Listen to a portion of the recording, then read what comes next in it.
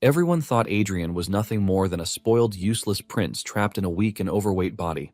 But after nearly dying, everything changed. Instead of wasting his days throwing tantrums, he chose to rebuild himself from the ground up. Even with a body that could barely handle mana, Adrian pushed forward, creating a mana heart, training until his muscles tore and swinging his sword until his hands bled. His uncle Vale mocked him at every step and treated him like a hopeless failure, but Adrian refused to back down. When Vale pushed him to the edge, Adrian made a bold bet. Within half a year, he would prove his worth and force his uncle to acknowledge him. From that moment on, his life became nothing but brutal training, endless pain, and non-stop battles. Day after day, he sharpened his body, his swordsmanship, and his will, until the fat, worthless prince people laughed at slowly disappeared. Then the moment of truth finally came. Adrian faced Vale in battle, and his uncle made it clear that he would only use one ring against him. The battle begins. At first, Vale easily dodged Adrian's attacks and waited for him to draw out more power. That was when Adrian activated a martial spirit hymn through his mana heart and was later pushed even further by forcing out part of the dragon-slaying hymn. Even though his body could barely handle it, his aura changed, his power exploded, and his attack became so overwhelming that even Vale started struggling to block it. Vale had promised not to use more than one ring, but Adrian's final attack was so strong that Vale was forced to activate all 4 of his rings just to stop it. Even then, Vale's sword was still cut in half. Adrian was blasted away in the clash, but the important part was that Vale had broken his own condition. That meant Adrian had forced a quad chain knight to go all out, so by the rules of the bet, Vale lost and Adrian won. But the truth is, this wasn't the same guy. The whole shenanigan begins with our MC, who was reincarnated as a freaking sword, which led to him serving under several masters, and he basically made them into heroes. In the course of this, he met a boy whom he would call his comrade. This boy was born in a nameless rural village, and his name was Leonberg. While he was being wielded by Leonberg, they went on several tours together, thus achieving feats no one could ever match. They fought countless battles, which even led them to fighting a giant and terrifying gray dragon. While fighting the dragon, Leonberg is completely overwhelmed, but with the sword by his side, he gets back on his feet to showcase his overwhelming aura. He lets off a sharp smile as he calls the sword his friend, while dashing towards the dragon with a powerful attack. Leonberg leaps toward the dragon and delivers fatal slashes, cutting the dragon down. Thanks to defeating the dragon, Leonberg became the ruler of a kingdom, and thanks to the legend, Leonberg and the sword, Gruhorn, which they created together, were passed down to Leonberg's comrades. Sometime later, Gruhorn is enjoying deep rest when he suddenly feels someone shaking him incessantly. He wakes up to see an annoying fatso grabbing onto him while declaring that he is the new wielder of the sword. Apparently, this arrogant fatso is the prince, and even when the guards try to tell him that no one except the king touches the sword, he doesn't want to hear. Even Gruhorn can't believe that the dude swinging him around is a prince, since he looks like a rejected pig. Gruhorn decides to check the dude's stats and profile with his authority. This is when he finds out that the dude is Adrian Leonberg, who has incredibly bad stats. However, the name Leonberg alone already tells Gruhorn that the dimwit is really his comrade's descendant. Gruhorn is totally baffled at how someone with such terrible stats is the descendant of the great warrior known as the Sword Saint. Adrian starts babbling about how the nobles will have no choice but to bow to him once he is able to wield the great sword. Adrian screams out like a girl, telling Gruhorn to lend him his strength. Gruhorn knows that he obviously can't give his power to a trash like the dude, but the dude won't stop swinging him around while his guards urge him to calm down. They even remind him that it is forbidden to draw a sword within the palace, but this only gets him angry as he chases after the guards, asking them if they want to die. While he is busy swinging the sword around like a fool, he loses balance, and the god of Fatsos ultimately betrays him as he falls on the sword, stupidly impaling himself. The guards and maids freak out as they scream out his name, hoping that a miracle would happen. But the dude is already bleeding out with a big sword lodged in his body. One of the maids rushes off in panic, hoping to call the royal physician to help them. Gruhorn is shocked when he realizes that he is losing his vision, all thanks to the dude's stupidity. Talking about Adrian, he is basically an arrogant pig with no ability and has the greediness of a boar. He is basically a dark cloud hanging above the kingdom, and it doesn't take long before the rumor that he was stabbed spreads through the kingdom. Surprisingly, he still survived the stabbing incident, and after this, the maids were surprised that he didn't really throw tantrums like before. However, the maids assume that he is lying low because he is scared, and they are confident that he is going to go back to his old self in no time. Unknown to them, Adrian actually died, but has been reborn, and Gruhorn is now the one in his body. Sometime later, Adrian is holed up in his room when one of the maids comes to tell him to prepare himself to welcome the king, but Adrian basically tells her that he doesn't care because the king didn't bother to visit him when he was dying. The maid is forced to remind him to mind his words because the scary knights known as the sharp-eared royal knights are nearby. The knight standing behind the maid tells the maid to leave because the king wasn't even expecting anything grand from the dude anyway. Adrian, on the other hand, doesn't recognize who the dude is, and he just stares at him in the weirdest way. This forces the knight to speak, telling Adrian that they still maintain the bond of master and student, so he is not supposed to pretend like he doesn't know him. It basically occurs to him that the knight is Adrian's teacher, and Adrian doesn't even try to make things better, as he simply talks rudely to the guy. Just then, they get the call that the king has arrived, and Adrian watches as a stern-looking man approaches him. Gruhorn, who is now Adrian, had initially believed that Leonberg's bloodline had diluted over the years. But to his surprise, he realizes that this is not the case. The king scolds Adrian, telling him that he hasn't changed even though he had an encounter with death. One of the knights then tells the king that it appears that Adrian's memory is not intact. They gobble up this fact, and they waste no time in deciding to summon the royal physician. The royal physician soon shows up to check Adrian, and after his checks, he reveals that he can't find anything weird in Adrian's system. However, he reveals that there is a possibility that it is a temporary condition caused by mental shock. The king can't believe that Adrian suffered brain damage that caused him memory loss, and he talks about how convenient the whole thing is because if Adrian had lost his memory, that means everything he has done up until that point doesn't exist. The king is ultimately pissed that Adrian won't be haunted by the bad things he's done in the past. The king continues lashing out until Adrian's master urges the king to calm down, and this is when Adrian realizes that he is screwed. He figures out that instead of being treated like a prince, he is going to end up being treated like a freaking animal. He wonders what his old self has been doing all this time. Adrian is still thinking about how messed up his life is when he is grabbed and hugged tightly by the queen, his mother. She comforts him, telling him that his memory will soon be restored. At the same time, she lets him know that it doesn't matter if he doesn't remember his trivial past. The woman is so happy that her son finally woke up, and she even rubs his cheeks, calling him the most handsome boy on the planet. She talks about how broken she would have been if Adrian had not woken up from the accident. Little does she know that her real son is actually dead, and the new Adrian is just a sword living in his body. After she is done comforting him the best way she can, she leaves, telling Adrian that she will come visit him later. After the woman is gone, our guy is left to think about the whole incident, and he can't believe that he ended up killing one of the descendants he was supposed to look after, even though it was purely accidental. Since it has turned out like this, Adrian figures out that he just has to live out the dude's life the best way that he can. Since he was reincarnated as a sword that was left to clean up after his wielder's mess, he believes that he can get things right with a fat body and no talent. He is completely motivated by how much he has done in the past and how easy it is going to be for him to get things right with Adrian's body. He figures out that the first thing on his list is to forge a mana heart, and he takes in a deep breath before gathering up mana to his heart. However, he is shocked when he realizes that the mana actually vanished, as if the body can't accept it. He refuses to accept the reality of this and decides to try the method again. He continues with this over and over again until he is totally exhausted. He crashes to the ground in pain and frustration, wondering what sort of body he has gotten himself into. Adrian groans in pain because he could have easily fixed a trash body like this, given that he was in his old body just by forcing mana into it. He's in the middle of his crash-out session when a maid shows up, telling him that the queen sent him a restorative medicine. The maid tells Adrian that it might taste bitter, but assures him that it is for his own good. The maid says all this, while trembling because she doesn't know if Adrian would just grab the bowl and throw it at her, just like he did the last time. Unknown to her, Adrian is actually interested in the bowl's content because he has realized that it actually contains mana. Without hesitation, Adrian grabs the bowl and consumes every last drop of the liquid in it, shocking the maid. Adrian then tells the maid that she can leave, and she offers her greetings before turning around to leave. Adrian then decides to try creating a mana heart again, and to his surprise, the tea actually did something nice. However, what he was able to gather is relatively small, and it can even scatter after just a day. Before the maid walks far, Adrian calls her back, asking her if she has more of the tea she just brought. Some days after this, Adrian was able to finally create a mana heart after several trials. Without hesitation, he pushes the mana into his heart, while subtly boasting about how many times he has done this in the past. Suddenly, he starts to feel intense pain, as if his insides are corroding and his chest is being blown apart by a bomb. He falls to his knees with the realization that creating a mana heart is actually painful. However, he can't afford to pass out because if he does, he is going to suffer from mana backflow. With pain coursing through his body, Adrian tries his best to remain focused.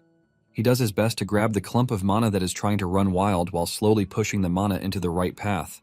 With a precise method, he is able to spread the mana into his heart, and in the end, he is successful with it. He is proud of himself because he is able to make a mana heart that is for him and him alone. While he is busy celebrating this, a status window suddenly appears in front, telling him that he has successfully created a mana heart. Adrian is blown away by this because it appears to be identical to the status messages he usually sends to his masters when he was a sword. He wonders why this is appearing for him at that moment in time. Suddenly, he sees a message telling him that the connection is being restored to the origin. To his dismay, the messages that follow are actually really bad because he is informed that the connection is extremely unstable and most authorities are unavailable. His authority, called the Judgment, is available for limited use only, and with this, he can verify the potential of his opponents at a lower or similar level to himself. In addition to this, the Third Eye authority is available for limited use, and with this, he can see better. Furthermore, the Third Ear authority is available for limited use, and with this, he can hear better. Adrian confirms this when he realizes that he can actually see more clearly than before, and surprisingly, he can hear what the maids, who are outside, are discussing. Before he can hear everything they are talking about, the system informs him that the mana has been completely depleted, ultimately terminating his access to his authorities. It finally dawns on him what the system meant by extremely limited, because all of the amazing senses that he possessed as a sword have vanished. However, due to the fact that he can squeeze out a bit of mana, he can still eavesdrop on sounds outside the door while seeing things a bit clearly. Even though things seem bad at the moment, he knows that he will get back to his prime once he expands his mana pool. Suddenly, it dawns on him that he is actually hungry, and he immediately demands food. The maids assure him that food will be brought in without delay. Adrian then figures out that the most important thing on his list is to adapt to his body first. Later on, his mother visits him with a smile on her face as she is happy with the fact that Adrian finished all the medicine she sent to him. She believes that her son now finally knows how to treasure his own body. Apparently, his mother is with a stern-looking man and she asks him if he recognizes who the man is. Adrian replies that he doesn't, and the man concludes that he has truly lost his memory. Surprisingly, it turns out that the dude is the queen's brother, and Adrian is able to figure this out when the queen addresses him as her brother while urging him to help his nephew. The man tells the queen that she is supposed to be happy that her son lost his memory because there was nothing memorable in it in the first place. Without a doubt, Adrian can already figure out that the fella doesn't like him. The man then reveals that the best he can do is to remove a bit of the flab on his body. He adds that there should be no big expectations because he can't do more than this. Adrian can see the dude staring into his soul, and he knows that he is screwed. Before Adrian knows it, he gets dragged to the training arena, where the man tells him that everything he does from that moment on must come from him. He must receive permission to even drink or breathe, while letting him know that any expectation to be treated like a prince should be thrown in the trash. His uncle tells him to try his best because he might just change his mind to teach him a shred of their family's secret swordsmanship. Adrian cannot believe what he has been reduced to, and with all determination, he walks to his uncle, suggesting that they made a bet.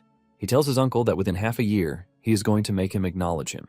Adrian tells his uncle that if he fails to do this, he is going to do whatever he says. However, if he succeeds, his uncle must grant him a wish. The man agrees to this because he sees Adrian as no more than a means of entertainment. Moments later, Adrian realizes that he might have acted all tough and all, but his body is a weapon fashioned against him. He decides that the way forward is to use mana while focusing on burning the fat all over his body. He is in the middle of this when his uncle suddenly grabs him, and with a worried face, he asks him if he created a mana heart. Adrian boastfully tells his uncle that he was able to do it a little while ago, while asking the man if he is already regretting his decision to make a bet with him. However, things start to look grim when his uncle's voice sounds really worrying and annoying as he asks Adrian what he thinks he is doing by creating a mana heart. He proceeds to ask him where he learned the method to forge a mana heart because what he did is totally wrong. Adrian remains confused until his uncle finally reveals that creating a mana heart is a crude technique that only low-level mercenaries learn, and this sends a cold chill down his body. Adrian doesn't understand what the man means by this, and he asks him what gibberish he is saying. Instead of wasting his time telling him, he decides to show him, and he urges him to watch closely. His uncle then creates a mana around his hand, and to his surprise, it is shaped like a ring.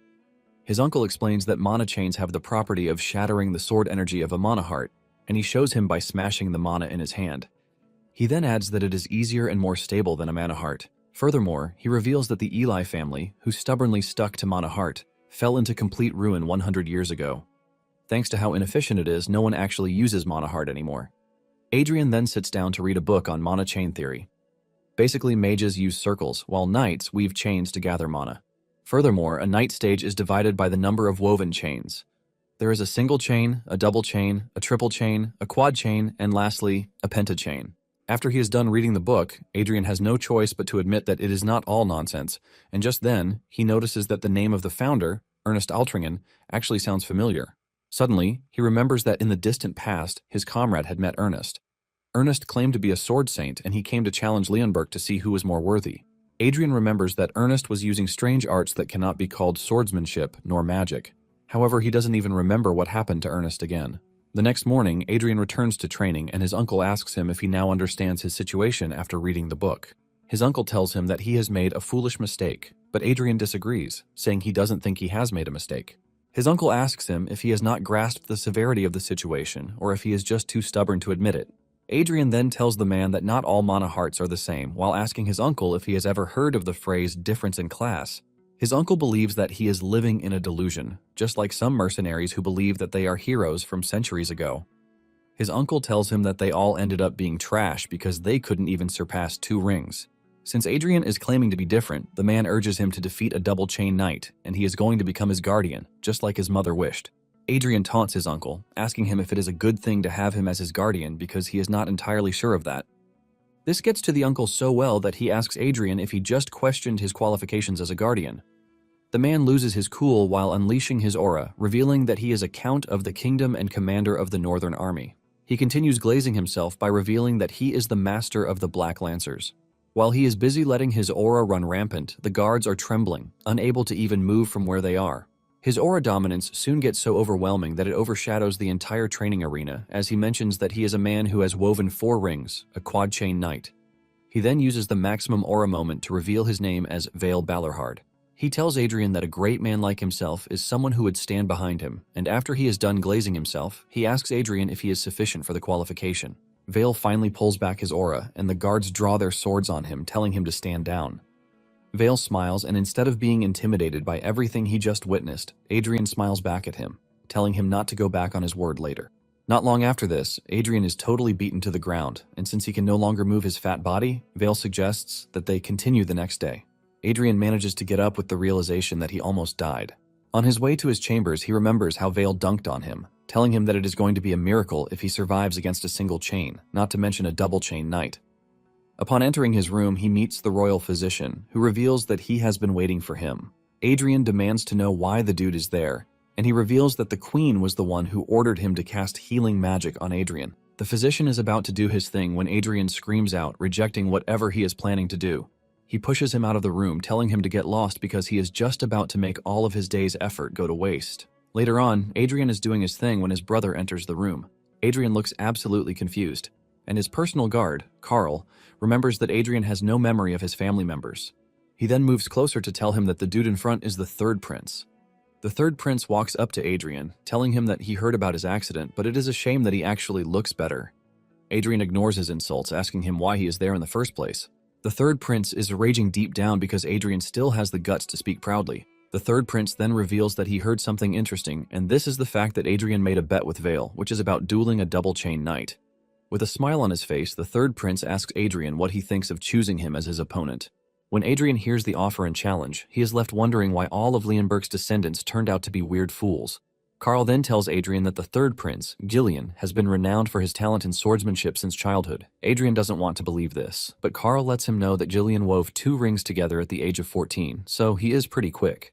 Just then, the maid shows up, telling Adrian that a bunch of letters just arrived for him. Adrian wonders why he is getting a ton of letters from people who didn't even give a damn about him before. His thoughts are shut off when he finally reads the contents of the letters to see that they are all requests to duel with him, because it is nothing but a legal chance to beat the hell out of Adrian. Adrian smiles evilly because it simply means he is an easy target. He then tells the maid to write down the names of everyone who sent a letter, because he has plans for all of them. Later on, Adrian heads to the training ground, and Vale throws him his wooden sword. Vale tells him to pick up the sword because he needs to know at least a shred of swordsmanship for the bet to stand, and he doesn't want him to make up excuses that he lost because he wasn't taught the basics. Adrian bends down to pick up the sword while wondering why the dude couldn't just hand him the sword instead of throwing it on the floor. Just as he is about to get back up, he screams in pain because of his muscle, leaving Vale surprised. He walks up to Adrian, asking him if he didn't receive healing magic. Adrian tells Vale that he must know why he didn't because he is also a knight. He mentions that healing magic only restores muscles to their original state and doesn't help them grow. Vale is blown away by this, but doesn't have a choice but to admit that he is right. Vale walks back while telling Adrian that he doesn't have any intention of talking about what is right or not. Vale tells Adrian to watch him closely on what he is about to show him because he is not going to repeat himself. He mentions that it is the technique that the kingdom's knights learn to build their foundation, which is basically the kingdom's training sword. Vale swings his sword elegantly, displaying a magnificent sword style that scatters everything around him like a wave, leaving Adrian mesmerized. Adrian is forced to ask him again if what he just showed is the sword style knights learn to build their foundation. Vale believes that Adrian is not really impressed, and he tells him that the sword style might lack sharpness because it is a training sword, but it is actually faithful to the basics, which is why it is the right fit for learning the sword. Vale is still explaining everything about the sword style when Adrian bursts out laughing because the sword style Vale just displayed is the Dragon Slayer style, which is the great swordsmanship that beheaded the Mad Dragon. Adrian cannot believe that this important sword style is now being treated like some trivial training sword technique. Vale continues by saying the sword style might not be enough, but Adrian cuts in, telling him that he is not going to learn any other swordsmanship because the one he just showed him is enough. Adrian then starts to swing his sword, following the Dragon Slayer's technique, while thinking about everything that has happened so far. He figures out that the Dragon Slayer technique is now considered weak because they have abandoned the mana heart, which has left them with no way to imbue will into the sword. Adrian continues swinging, but Vale suddenly stops him, telling him that power doesn't go into his sword just because he tenses his arms, while reminding him of what he showed him. Vale hits him in the belly and legs, telling him that he has to channel his strength properly to wield the sword. Adrian subtly agrees to Vale's teachings because even though his current self is just a weak body that is clumsy at mimicking even a fake Dragon Slayer style, he is eager to prove that the Dragon Slayer style isn't some old junk to be thrown away like useless worn-out shoes. With this determination, Adrian starts to train like crazy, and before he knows it, a month has gone by.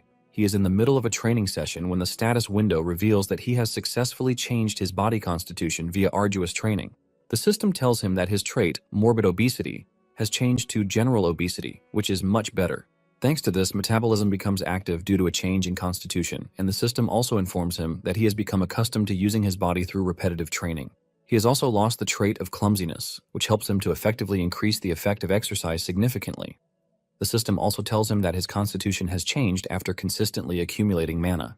Adrian smiles because everything the status window is showing is actually right. He is now able to swing his sword more naturally than a month ago, and he is stronger than he was before. Adrian is completely immersed in his training until he hears Vale screaming at him to stop. However, he is so concentrated on it that Vale cuts down his sword, forcing him to stop. Surprisingly, Adrian has been training in the rain in bad conditions, without a care. His hands are bleeding from holding the sword for so long, and the blood drips onto the floor into the rainwater. However, this is not the only shocking thing that happened because the training dummy that Adrian is using has been destroyed. There is literally lightning moving around the dummy, and Vale scolds him for training on a day that has the worst weather. He lets him know that he would have been dead if he were using a metal sword instead of a wooden one. Adrian stays mute as he stares at his blistered fingers before getting messages from the status window, telling him that he has completely awakened from a state of extreme concentration. However, his body still remembers the extreme sensation from this, and thanks to this, a new trait, hyperfocus, has been created. Adrian smiles when it dawns on him that he could have been struck by lightning and died. Exhausted from training so hard, he passes out, but Vale catches him before he hits the ground. Soon afterward, Adrian wakes up and he realizes that he must have passed out because he doesn't know the body's limit. When he was a sword, he had accomplished everything possible, from being a nameless war hero to the founder of the kingdom. He was able to lead wars to victory, while elevating the level of body and soul to guide the path of heroes. However, he was just an existence that was nothing but a third party, which is why he swung the sword until he collapsed. He was simply intoxicated by the sensation of making all the sweat, effort, and fruits of labor entirely on his own. He figures out that if he continues this way, the body will break down in no time, which means he has to find a way to balance the mind and body. Since it's been over a month since he formed a mana heart and has gathered quite some amount of mana during these times, he believes that he should be able to move to the next stage soon. Adrian takes a deep breath to gather mana, and the status window lets him know that through his consistent effort, he has been able to upgrade his body to the extent that it can withstand a little more mana. Adrian has expanded his mana heart, which leads to his body's constitution being changed. Blue aura surrounds his body, making him feel like he is all that, and he lets off a satisfying smile while declaring that it is done. He then grabs a sword to see the level he has gotten to, and the status window informs him that he has reached the rank of sword learner, which means he can now use the most basic level of aura. Adrian pulls the sword to his face to stare at himself because he can now proudly handle the basics. When he returns to the training grounds, Vale tells him that there are rumors that are spreading within the kingdom. Adrian asks him what the rumors are all about, and Vale reveals that it is about his bet. Vale suggests that the whole thing is getting on his nerves, and he urges him to find a duel opponent quickly. Adrian had totally forgotten about this, but with Vale reminding him, he lets him know that he has already decided on who his opponent is going to be.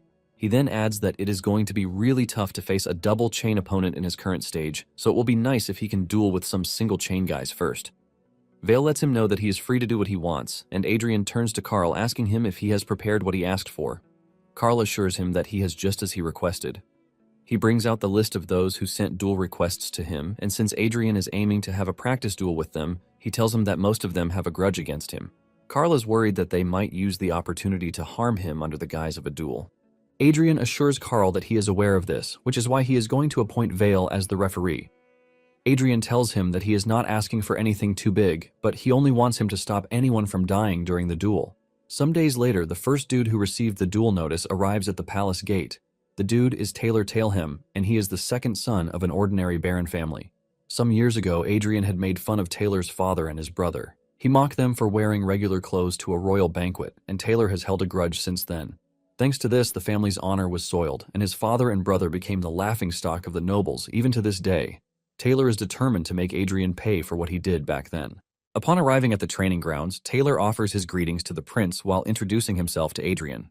Adrian teases the dude, asking him why he is so formal for a normal practice match. He even asks Carl if Taylor is a knight because he looks really weak. This only makes Taylor even angrier because he just confirmed that Adrian is just as the rumors said. Taylor's anger is so great that it starts to radiate out of his inner self, forcing Vale to step in, telling him to retract his spirit because the match has not even started yet. Taylor is totally blown away because he is standing in front of a legendary man. His face turns red while offering his greetings, and Adrian teases them, saying anyone who doesn't know would have thought Vale is the prince. Vale claps back, telling him that he should have behaved better in the past. Adrian has no choice but to shut up because everyone knows how to bring up the past whenever he tries to say anything. Once they are done with the formalities, Vale starts the match, and Taylor wastes no time gathering mana to his body. He smiles evilly at Adrian, telling him to be careful, and he leaps toward him. Adrian doesn't feel any intent of threat from the dude as he teases him that everything he is doing is just useless. Taylor manages to land his strike, but Adrian easily blocks it. Taylor is shocked when he realizes that Adrian is making use of a mana heart. Adrian repels his attack, pushing him backwards, and Taylor is shocked that a mana heart was able to block a mana chain. Adrian dives into his best ability of pissing people off by asking Carl if Taylor is really a knight because he looks really weak. Adrian adds that Taylor's attack only felt a bit tingly, and Taylor is shocked to hear this. Surprisingly, they hear Adrian's sword make a sound, and everyone standing in the area is shocked to hear this. Vale is the first to confirm that what he just heard is a sword resonance, and even Taylor doesn't want to admit the truth, staring him in the face. He angrily dashes toward Adrian, swinging his sword at him ferociously, but Adrian blocks every one of his attacks. After swinging so hard, Taylor is forced to back off for a bit. On the other hand, Adrian has been able to figure out one or two things from his recent encounter with Taylor. Adrian then points his sword at Taylor, urging him to cool his head a bit. Adrian closes his eyes to enter full focus mode so he can awaken the dormant will to slay dragons. Thanks to this, Adrian is able to access the sword's recent activity, and his blue aura immediately bursts into a red one. Adrian has just tapped into a power that is solely kept to slay dragons by merging the energy flowing from the Dragon Slayer's heart with the dragon-slaying sword. His aura rips through the roof, shocking Taylor because he can't believe what he is watching. Seeing this, Vale knows how dangerous the situation has become, and he screams at Adrian, telling him to stop as he dashes toward Taylor with an overwhelming bloodlust. Before the match, Adrian had told Vale to stop him if he looked like he was about to kill his opponent. Remembering the favor that Adrian asked, Vale realizes that he has no choice but to step in at this point, and just as the sword is about to reach Taylor, Vale speeds into the frame and kicks Adrian backward. Adrian is sent into the wall and he passes for a minute. The guards immediately hold their swords to Vale's neck, asking him what he has done. They let him know that he can actually be charged with regicide depending on the severity of the situation. Just then, Adrian comes back to life, telling the soldiers to stand down, revealing that he was the one who told Vale to stop him. However, he doesn't remember telling Vale to knock him out. After saying this, he passes out again, and when he wakes up, he is already in his chambers. He immediately checks his mana heart to see if it is still intact, and he is thankful that it is. He realizes that Vale's power is different from that of a single chain warrior. However, he is thankful that there were no side effects whatsoever. He is celebrating his win when he hears Vale show up beside him, asking him what he is smiling about. Adrian is shocked to see his uncle out of nowhere, and the man asks him what he has gone ahead and done. He demands to know who taught him the sword style that he used, and Adrian replies that he was only being faithful to the essence of the sword. Vale is not entirely convinced because he believes that Adrian doesn't have the right to even mention the essence of the sword when he has never seen real combat. Vale is surprised that Adrian's supposed essence is killing intent, and he lets him know that it is immoral and uncomfortable. However, he admits that it is something that cannot be avoided, and Adrian is shocked that his uncle is not lecturing him about some self-righteous nonsense. Vale then replies that he is a soldier, not a knight, which means he is someone who walks the path of victory rather than the path of righteousness. However, he lets him know that his sword is going too far because his killing intent is too much. He is going to fail to distinguish friend from foe. Adrian finally understands why his uncle is making a fuss about the whole thing, because he is trying to get him to fix it. Vale then tells him that he is going to continue watching him to see if he is going to be consumed by his inner demon or not. 3 days later, the practice duels finally ended, and Adrian commended Taylor for his work over the past 3 days. Taylor had no choice but to block a sword with uncontrolled killing intent for 3 days straight. There is no doubt that Taylor has been through hell during these past days, and Adrian knows that Taylor would be feeling really bad because he didn't even get to touch him throughout the whole 3 days. Taylor tries to hide his resentment, but Adrian tells the maid to bring the box he had already prepared beforehand so he can give it to Taylor. Taylor is confused as he asks Adrian what the box contains. Adrian tells Taylor that he heard about how he did some terrible things to him in the past, and even though the box might not make up for it, he still wants him to take the box to his father, Baron Taleham. Apparently, what is inside the box is just gold and a letter, and after handing over the box to Taylor, Adrian wishes him a safe trip back home. Taylor is flabbergasted, and he has no choice but to thank Adrian for the kind gesture. Even though Adrian believes that he has no obligation to clean up the mess that his old self made, he still thinks it is right to pay someone if they have worked hard. Thanks to this, his duel became a hot topic in the kingdom, and people were expecting terrible news from the duel, but to their surprise, none of those who went for the duel had bad things to say about Adrian. In fact, they start to praise Adrian, leaving Adrian's haters to conclude that the royal family has silenced Adrian's duel opponents. When Adrian later hears the new rumor going around, he is ultimately frustrated, leaving him to conclude that the nobles are jobless and have nothing to do with their time. Adrian then decides to tweak things, and after giving his next opponent the gift box, he tells him to spread the news of the day's duel results. He says this assertively, leaving the dude to answer in a terrified way. The dude agrees to do this, and Adrian believes that this will make the rumors die.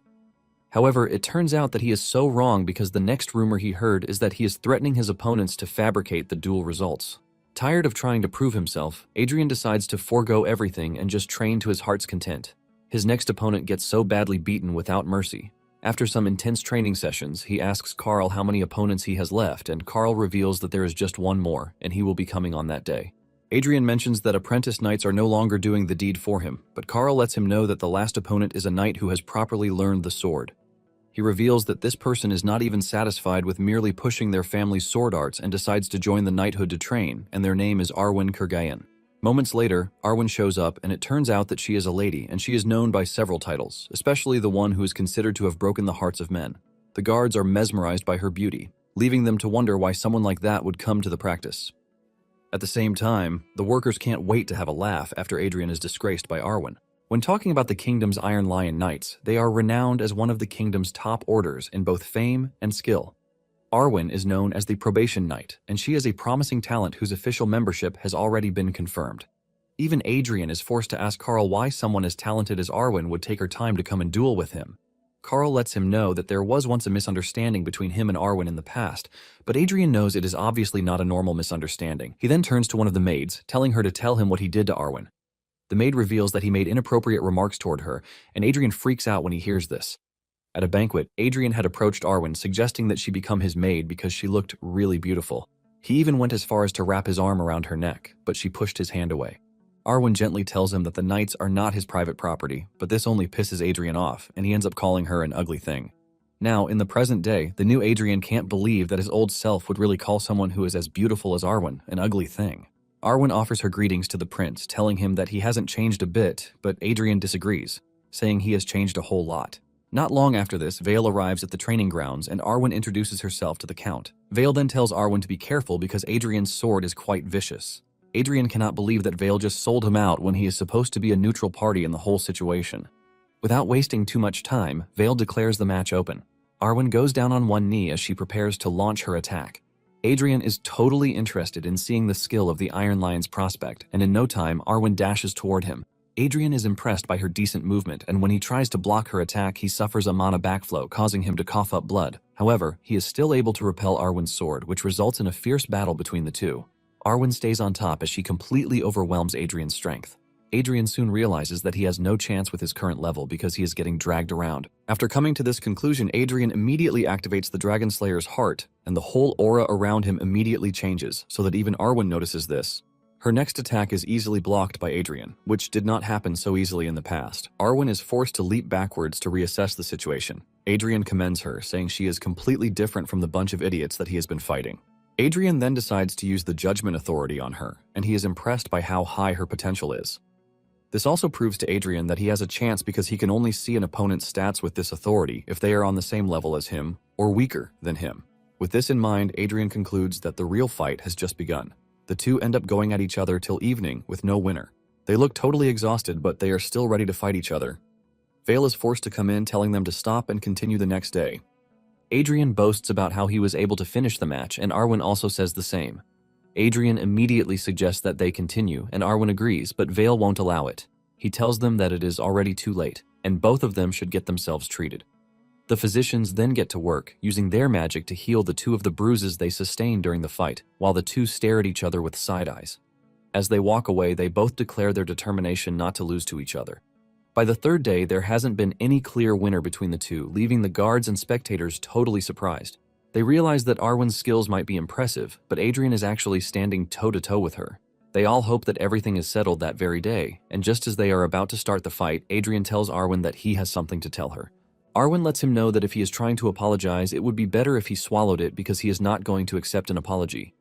Adrian figures out that she is trying to reclaim her wounded pride with her own power, which is actually an admirable thought.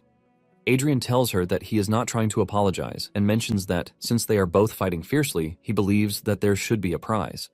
Adrian suggests that the loser grants one wish for the winner, no matter how ridiculous it sounds. The guards are shocked to hear this, and they quickly call Adrian's attention to what he is about to do, telling him that it is not right for a member of the royal family to say things like this. However, Adrian urges them to stay out of his business, while wondering why there are so many spectators in the first place. Adrian asks Arwen what she thinks, and she reveals that she is just a mere apprentice who is also a member of the knights loyal to the royal family.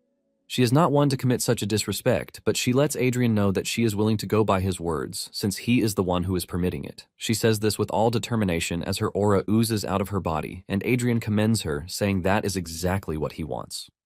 Arwen dashes toward Adrian, telling him not to go back on his words later, and before they know it, they are already crossing swords again. However, this time around, Adrian shocks Arwen by revealing some crazy moves that she hasn't seen since the fight started. She realizes that Adrian wasn't that fast, leaving her to wonder if Adrian has been hiding his true strength. The two continue swinging at each other, and before Arwen knows it, she starts getting pushed back. Suddenly, Adrian dashes toward him with an overwhelming attack that Arwen tries to block, but Adrian simply runs through her, cutting her sword in half. Arwen falls to her knees, leaving the spectators totally shocked. Even Arwen is left in shock, and while she is still trying to understand the situation, Adrian walks up to her, telling her that he won the bet. And following their agreement, he boldly tells Arwen that he wants her, leaving her in a state of shock. When Carl witnessed what had just happened, he remembered that before he was assigned to Adrian, he was expecting a total brat, but it wasn't actually like that. The first day he met Adrian, he might have been arrogant, but he didn't throw violent tantrums as the rumor said. In fact, Adrian was training every single day like he had nothing else to do. In fact, Carl was totally blown away when Adrian trained in the rain without any care in the world. Carl witnessed the prince almost get electrocuted, and he immediately had the feeling that Adrian was going to be a great man.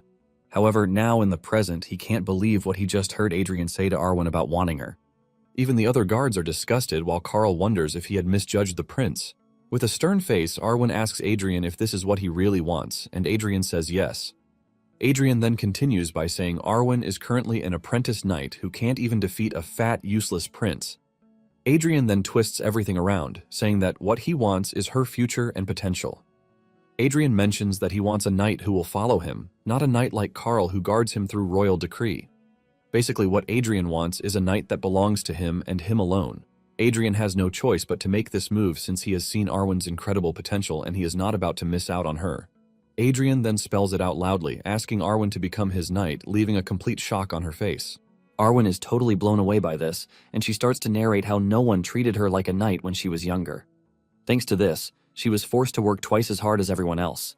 But even after defeating every one of her colleagues, who are apprentices like her, while showing results, she could not become a knight. Now that Adrian is saying he wants her potential and future as a knight, she is left stunned. while wondering if Adrian is actually sincere with what he said. Arwen then tells Adrian to promise her one thing, and this is the fact that he is going to treat her as a knight, not a woman. She assures him that if he can do this, she is going to do as he wishes. Adrian stares into her eyes before promising her this, and Arwen goes down on her knees to pledge her loyalty to the prince. She assures Adrian that she is going to dedicate her sword and the rest of her life to Adrian, and Vale is speechless during the whole thing. Adrian then places his sword on her shoulders, and in that moment, he knights her up. Later on, when the other nobles heard what Arwen did, they were all left in shock because they couldn't believe that Arwen actually swore loyalty to an annoying brat.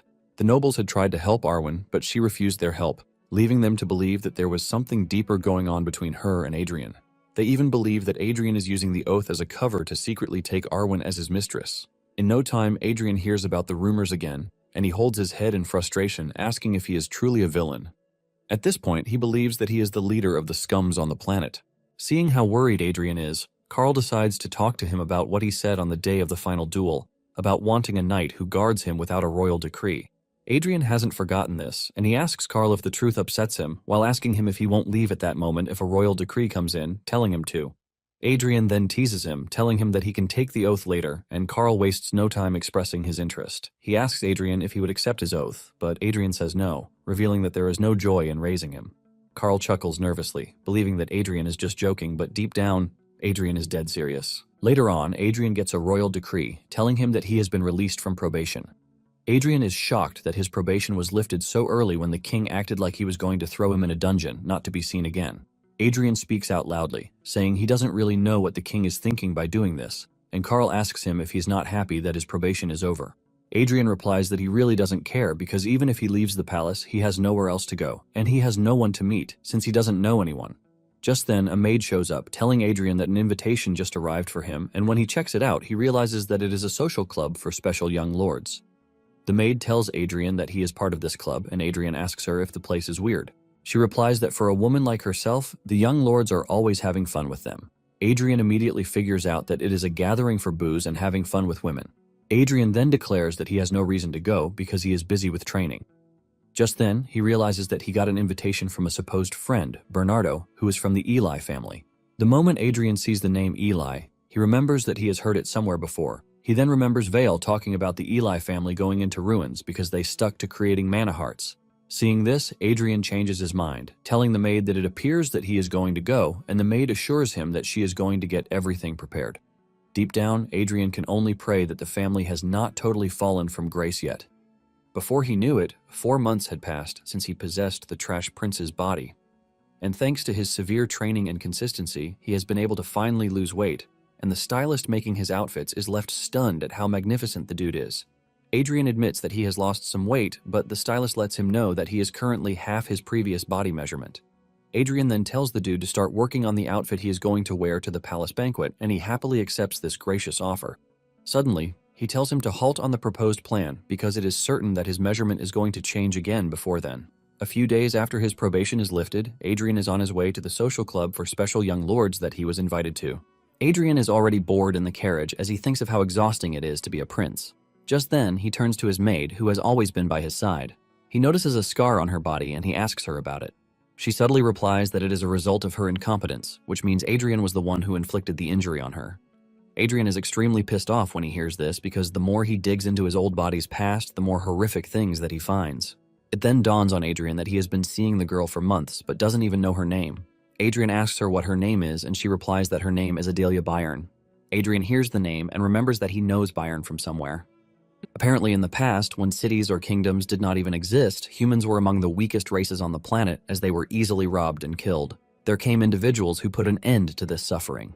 This led to a great war, and in the end, it was thanks to this set of individuals that humans finally rose to become the dominant species on the continent. There were 5 of them, and people granted them the epithet of the 5 electors. One of those 5 heroes is a really talented woman who wielded Gruhorn back then, and she faced off against giants like it was nothing. She was also the one who beheaded the king of the giants to end the long era of exploitation. This woman was called the Iron-Blooded Sword Marquis, and her name is Agnes Byron. Just remembering Agnes, Adrian's head almost explodes from the amount of curse words that she uses on the battlefield. However, he is more interested in the fact that Adelia is a descendant of Agnes, but is now a regular maid.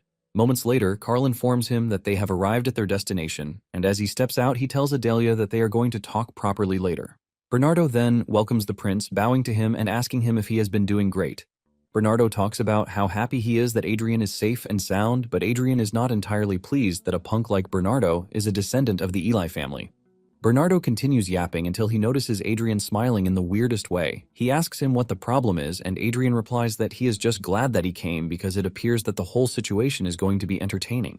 He taps Bernardo on the shoulder before walking away, leaving Bernardo really worried and confused. When the nobles finally settle in the building, they waste no time drinking and talking about how they treated women. However, Bernardo knows that something is totally off because Adrian would have already been drunk at the stage while jumping around like a fool. In addition to this, Bernardo can sense the fact that his aura is different from before. Just then, one of the dudes walks up to Adrian saying he heard how he made Arwen his woman. Adrian keeps quiet as he continues, saying he was just a step too late because he has also had his eyes on Arwen for quite some time. Others in the room also said the same thing, talking about how they would have gotten her oath first if they knew what was going to happen. One expresses how dirty his mind is by wondering how Arwen would look under the armor. Adrian is tired of hearing their nonsense, and he turns to the dude, asking him if he has any siblings at home. The dude is surprised that Adrian is asking him such a stupid question, and he reminds him that he has a younger brother back home.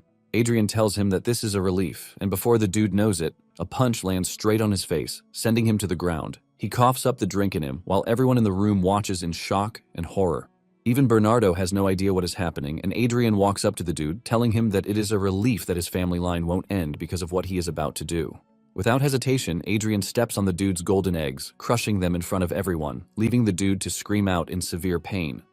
Adrian coldly tells him that from that moment forward, his younger brother is now the heir. Adrian continues beating up the dude to the horror of the rest of the others. The dude who has been beaten is forced to ask Adrian why he is doing this, and Adrian tells him that he can tolerate them thinking of him as trash, but he won't accept the fact that they believe he is one. This leaves the others confused because they have no idea what he is talking about. But Adrian only beats up the guy even more. Adrian sends him flying with a punch, and after he is done with this, he calls on Bernardo, who immediately falls to his knees. He reminds Bernardo that he already told him that the day is going to be very entertaining. Deep down, Bernardo is left wondering why Adrian is acting all crazy because he is basically the worst among them. Adrian then tells Bernardo to summon the royal knights, and he initially hesitates, but immediately has a rethink. He then rushes off, promising to follow Adrian's command. While Bernardo is gone, Adrian turns to the women, telling all of them to leave. One of the dudes wants to use the opportunity to leave, and Adrian reminds him that he said women are the only ones allowed to leave. However, he tells him that he is free to leave if he wants to, but he won't be leaving as a man.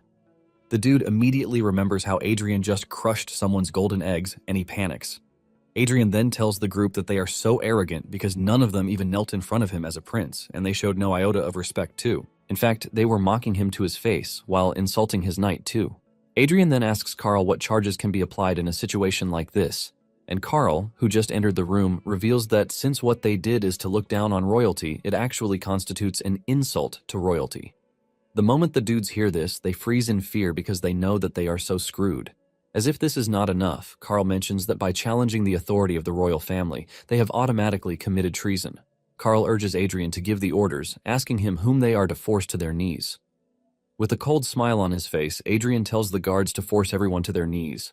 Later on, the king calls Adrian to the throne room to scold him, telling him that he wasted no time in causing a scene the moment his probation was lifted. The king screams out in anger, saying 14 noble children were arrested because he found a way to attach grand punishment to their offense. The king is pissed because, with Adrian invoking the authority of the royal family, the noble children have to be punished.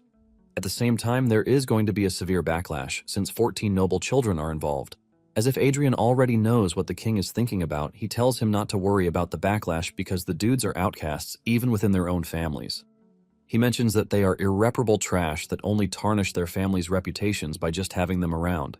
Adrian then tells the king to send a letter, but the king has no idea what he is talking about. Adrian believes the king knows what he is talking about because there are people who can handle the internal noise of each family better than anyone else. These people are none other than the sisters and brothers of those who were arrested. With a crude smile on his face, he asks the king if he thinks he is wrong. But the king is left speechless, and he tells him to just leave. Adrian happily acknowledges the king's orders because he knows that there is nothing the king wants to say. After this, he meets with Adelia, who is trembling just at the sight of the prince. Adrian tries telling her that he is not going to hurt her, but this doesn't stop her from shaking like a leaf on water. Adrian immediately realizes that the girl must have gone through a whole lot in the hands of his old self. However, Adrian is surprised that no one knows about Agnes, as if the history of glory was totally erased and her peerless arts were dumped. The great prestige of the Bayern family, the lofty pride have all disappeared without a trace. But there is something more shocking. Adrian checks Adelia's stats, and he is left speechless because she has an SA rank talent for swordsmanship and an A rank in mana sensitivity. As for her other traits, she possesses the butcher trait, war maniac trait, fragile heart trait, caregiver trait, and the slave mentality trait. Adrian is left in shock because these traits are overpowered and scary. The butcher trait allows her to go crazy when she sees blood, and the war maniac basically turns her into a woman who is obsessed with battle. As for the slave mentality, it makes her dependent, and Adrian holds his head in total shock because Adelia has an unrivaled talent. However, the problem is that she doesn't even have a single trait to control the madness that she possesses. This leaves Adrian wondering if it is right for him to unleash Adelia on the world. After thinking about it for a minute, Adrian decides that he has no choice because he can't miss out on Adelia, who is a freaking S-rank talent. In addition, he believes that there is a trait that he can exploit, which is the slave mentality trait. This is a trait where one feels great joy in the existence of a master whom they serve with their heart. Adrian then walks up to Adelia, telling her to swear loyalty to him, leaving her confused because she has no idea what he means by this. Adrian tells her that he is simply demanding that she become his knight right there and then.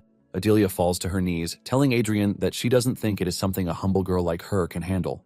Adrian then reminds her that she said her family is insignificant, but he assures her that he is going to take responsibility for her family. However, in return, she must swear loyalty to him and serve him as her master.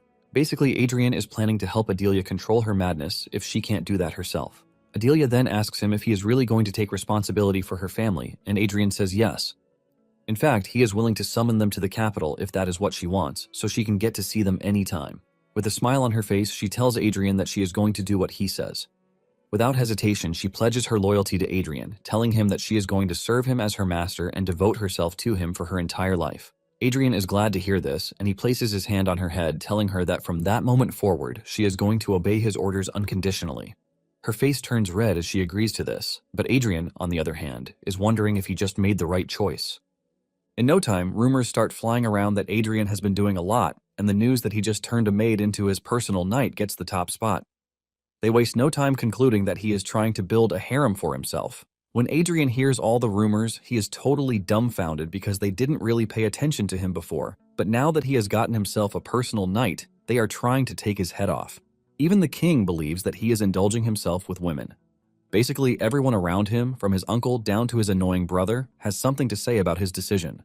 His mother also comes for a visit, and his mother, who is always on his side, also abandons him. The queen concludes that Adrian needs a wife, which is why he is acting all foolish, and she decides that this is what she is going to do.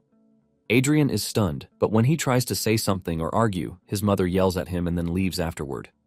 Later on, Adrian calls Adelia to his chambers, telling her that it is time for her to gain mana. Adrian still remembers everything about Agnes, even if the world has forgotten her. Adrian gathers mana in his hands and pushes it into Adelia's body until she is able to sense mana.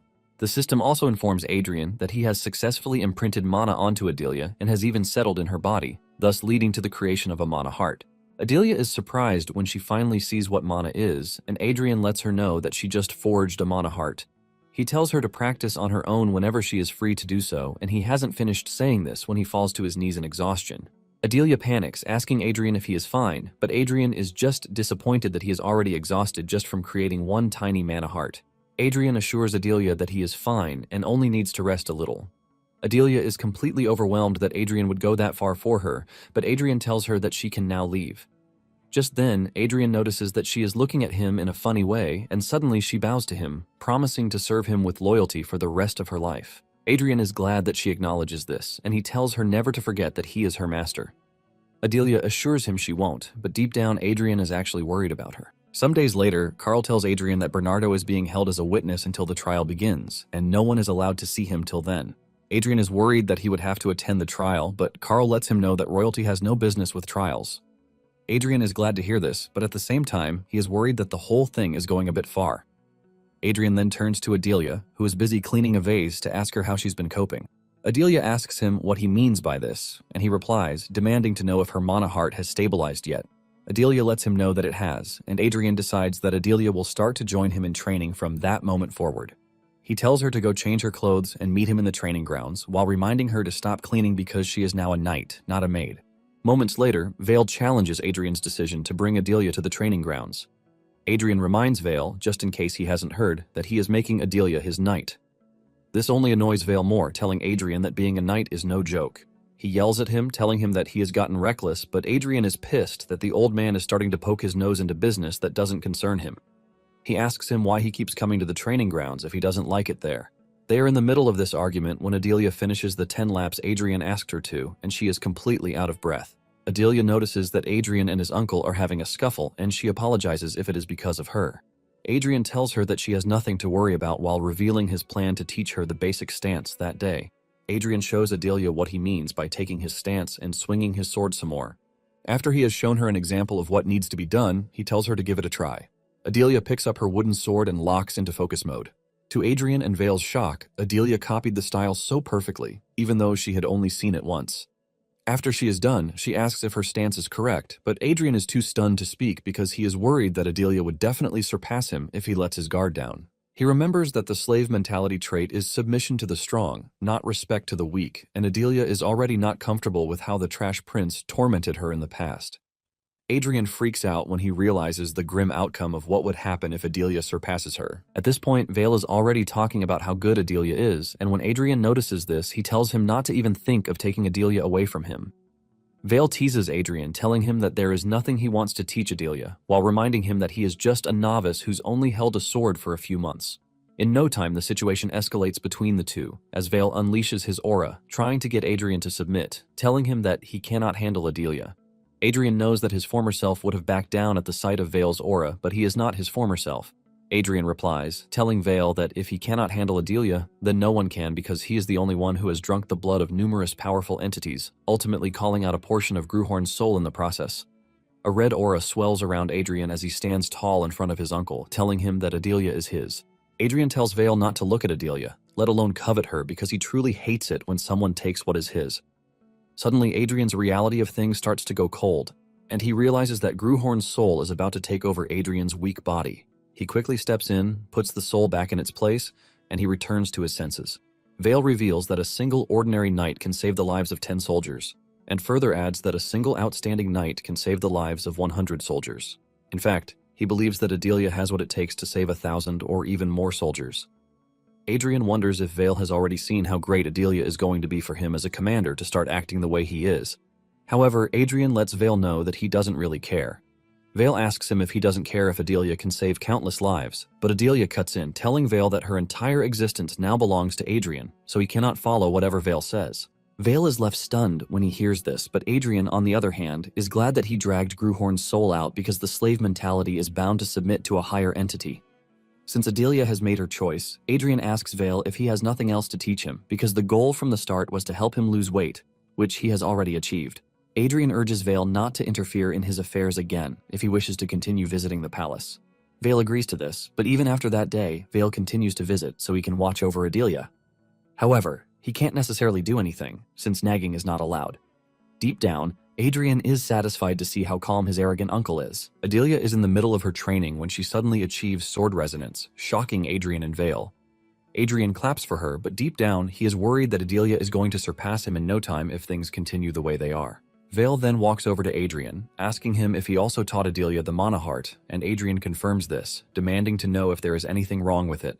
Vale suddenly screams at Adrian, asking him if it is not enough that he already learned such a cheap trick. Adrian notices that Adelia is listening to everything Vale is saying, and he immediately tells Vale to make himself scarce. Vale continues yapping, saying there was a much better path and Adrian ruined it. Adrian simply tells Carl to escort Vale out of the training grounds. However, Vale refuses, saying he is going to leave by himself. As he walks away, Adelia asks Adrian what Vale meant by a cheap trick. She wants to know if the mana heart is trash, but Adrian assures her that it is not. However, Adelia still can't get over what Vale said, and Adrian tells her that his uncle is ignorant, just like the rest of the people of that era. He lets Adelia know that they wouldn't have thrown away the mana heart if they knew what it could do, but he assures Adelia that she is going to find out soon enough what the mana heart can do. Sometime later, Vale returns to the training grounds and Adrian is shocked to see him. Vale goes straight to why he is there, telling Adrian to prove the strength of the mana heart, assuring him that he is going to use just a single ring, and if he can push him back just a step, he is going to acknowledge him. Adrian grabs his sword too and reminds Vale that the reward for their bet still remains, granting a wish. Vale agrees to this, telling Adrian that if he wins, he is going to grant him whatever he wants, no matter what it is. Adrian wastes no time going after Vale, and he aims for the neck directly, but Vale dodges with ease. Adrian doesn't hold back as he continues with his assault, but none of his efforts are even able to touch Vale's hair. Vale stands like a rock, dodging everything that Adrian throws at him.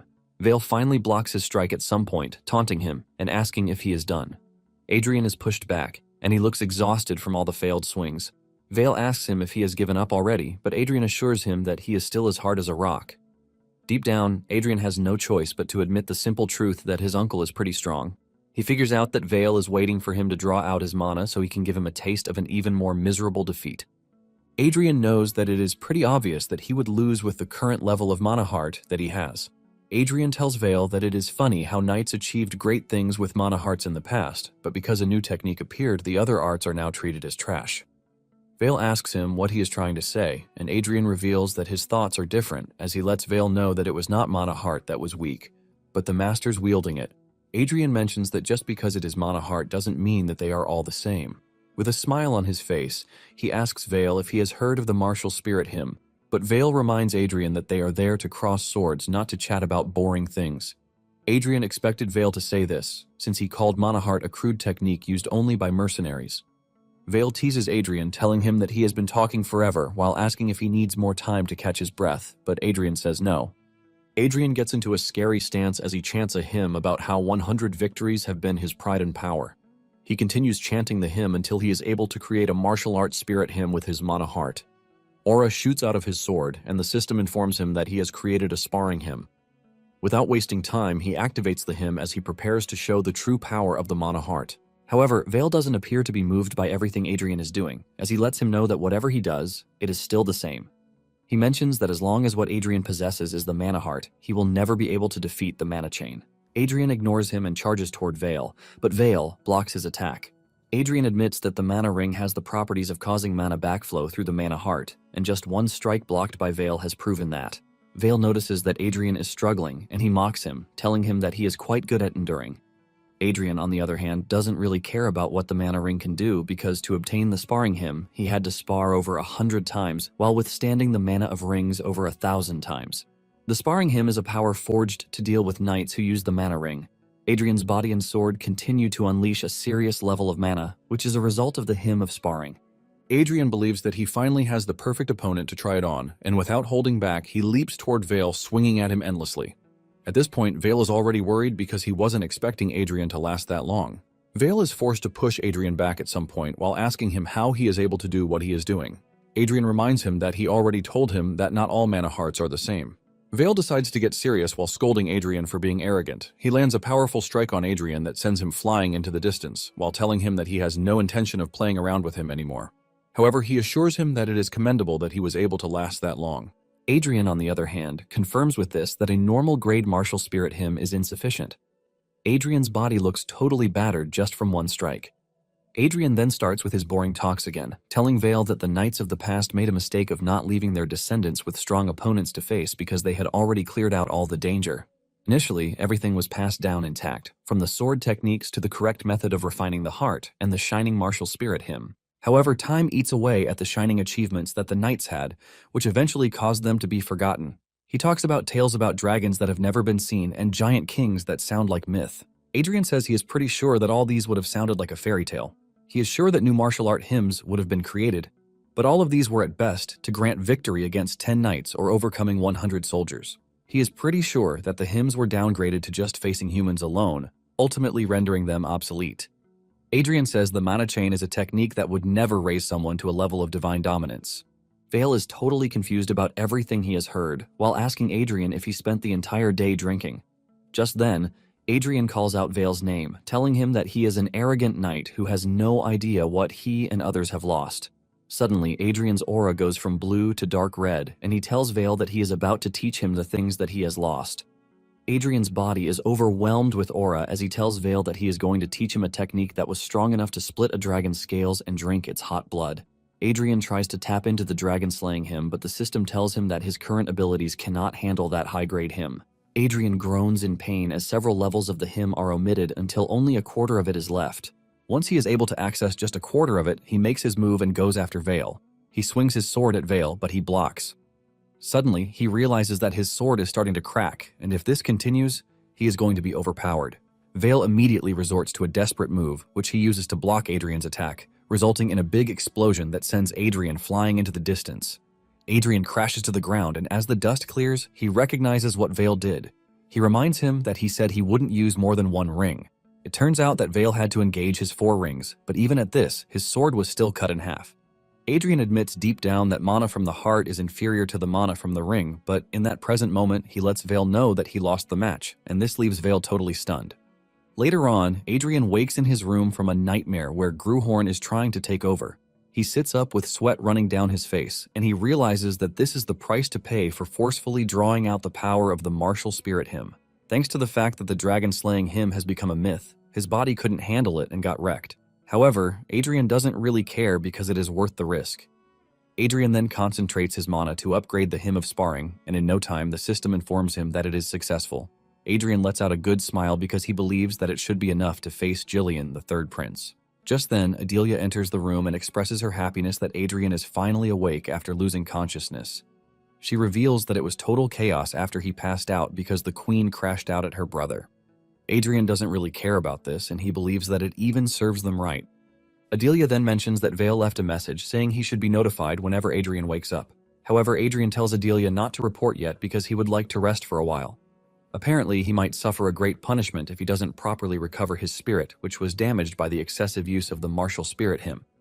Basically, reality and memories of the past will mix into a chaotic mess, and at some point, the boundary of reality will totally collapse, ultimately turning him into a madman. He would be trapped in a severed world where he would endlessly act out moments of his martial spirits. Shivers run down his body with the realization that he might actually be trapped in the sword's memories again after he finally managed to become human. Later on, Adrian tells Adelia about her ancestor Agnes, revealing that she is a great woman and she should be able to inherit the martial spirit hymn that she left behind. However, he lets her know that she would have to grow much more than she currently is to fit into Agnes's shoes. Adrian then asks Adelia what she plans to do by learning the sword, and Adelia stutters before giving her answer. She mentions that if she could truly become a knight, she would become Adrian's sword. Adrian is stunned when he hears this because some great hymns in the past started with a heartfelt oath. Adelia's aura fills the room as she declares that she is going to dedicate everything she has to Adrian. The system then tells Adrian that Adelia has dedicated the hymn of subordination to him. Adrian is blown away when he sees what Adelia's hymn is, and he is able to contain it in his palms. Apparently, a martial spirit hymn influences others too, and just then, a new hymn known as the Hymn of Domination is created. Talking about the hymn of subordination, it is dedicated to the master, but a martial spirit hymn is an oath of submission that binds souls together. Adrian is blown away because he can't believe that a descendant of Agnes can create the hymn of subordination. Adrian is glad because he has been able to receive unexpected help. It turns out that as long as he is the target of the hymn of subordination, Adelia's growth will also work in his favor.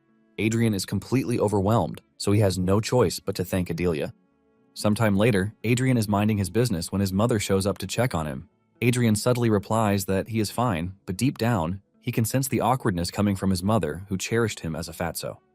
The queen then asks him if he resents Vale for what happened, but Adrian assures her that he doesn't. However, the woman doesn't want to believe this because Vale has always been nagging him, but Adrian maintains what he said, assuring the queen that he holds no bad feelings against his uncle. Adrian is not worried, since he has already landed a blow on his uncle, which means he has struck his pride, and it must be hard for him to endure the inner shame he planted in him that day. Adrian believes that Vale would be able to leap further if he had the ability, but if he cannot, then he might even lose his precious martial arts. Nonetheless, Adrian doesn't think he really cares what happens.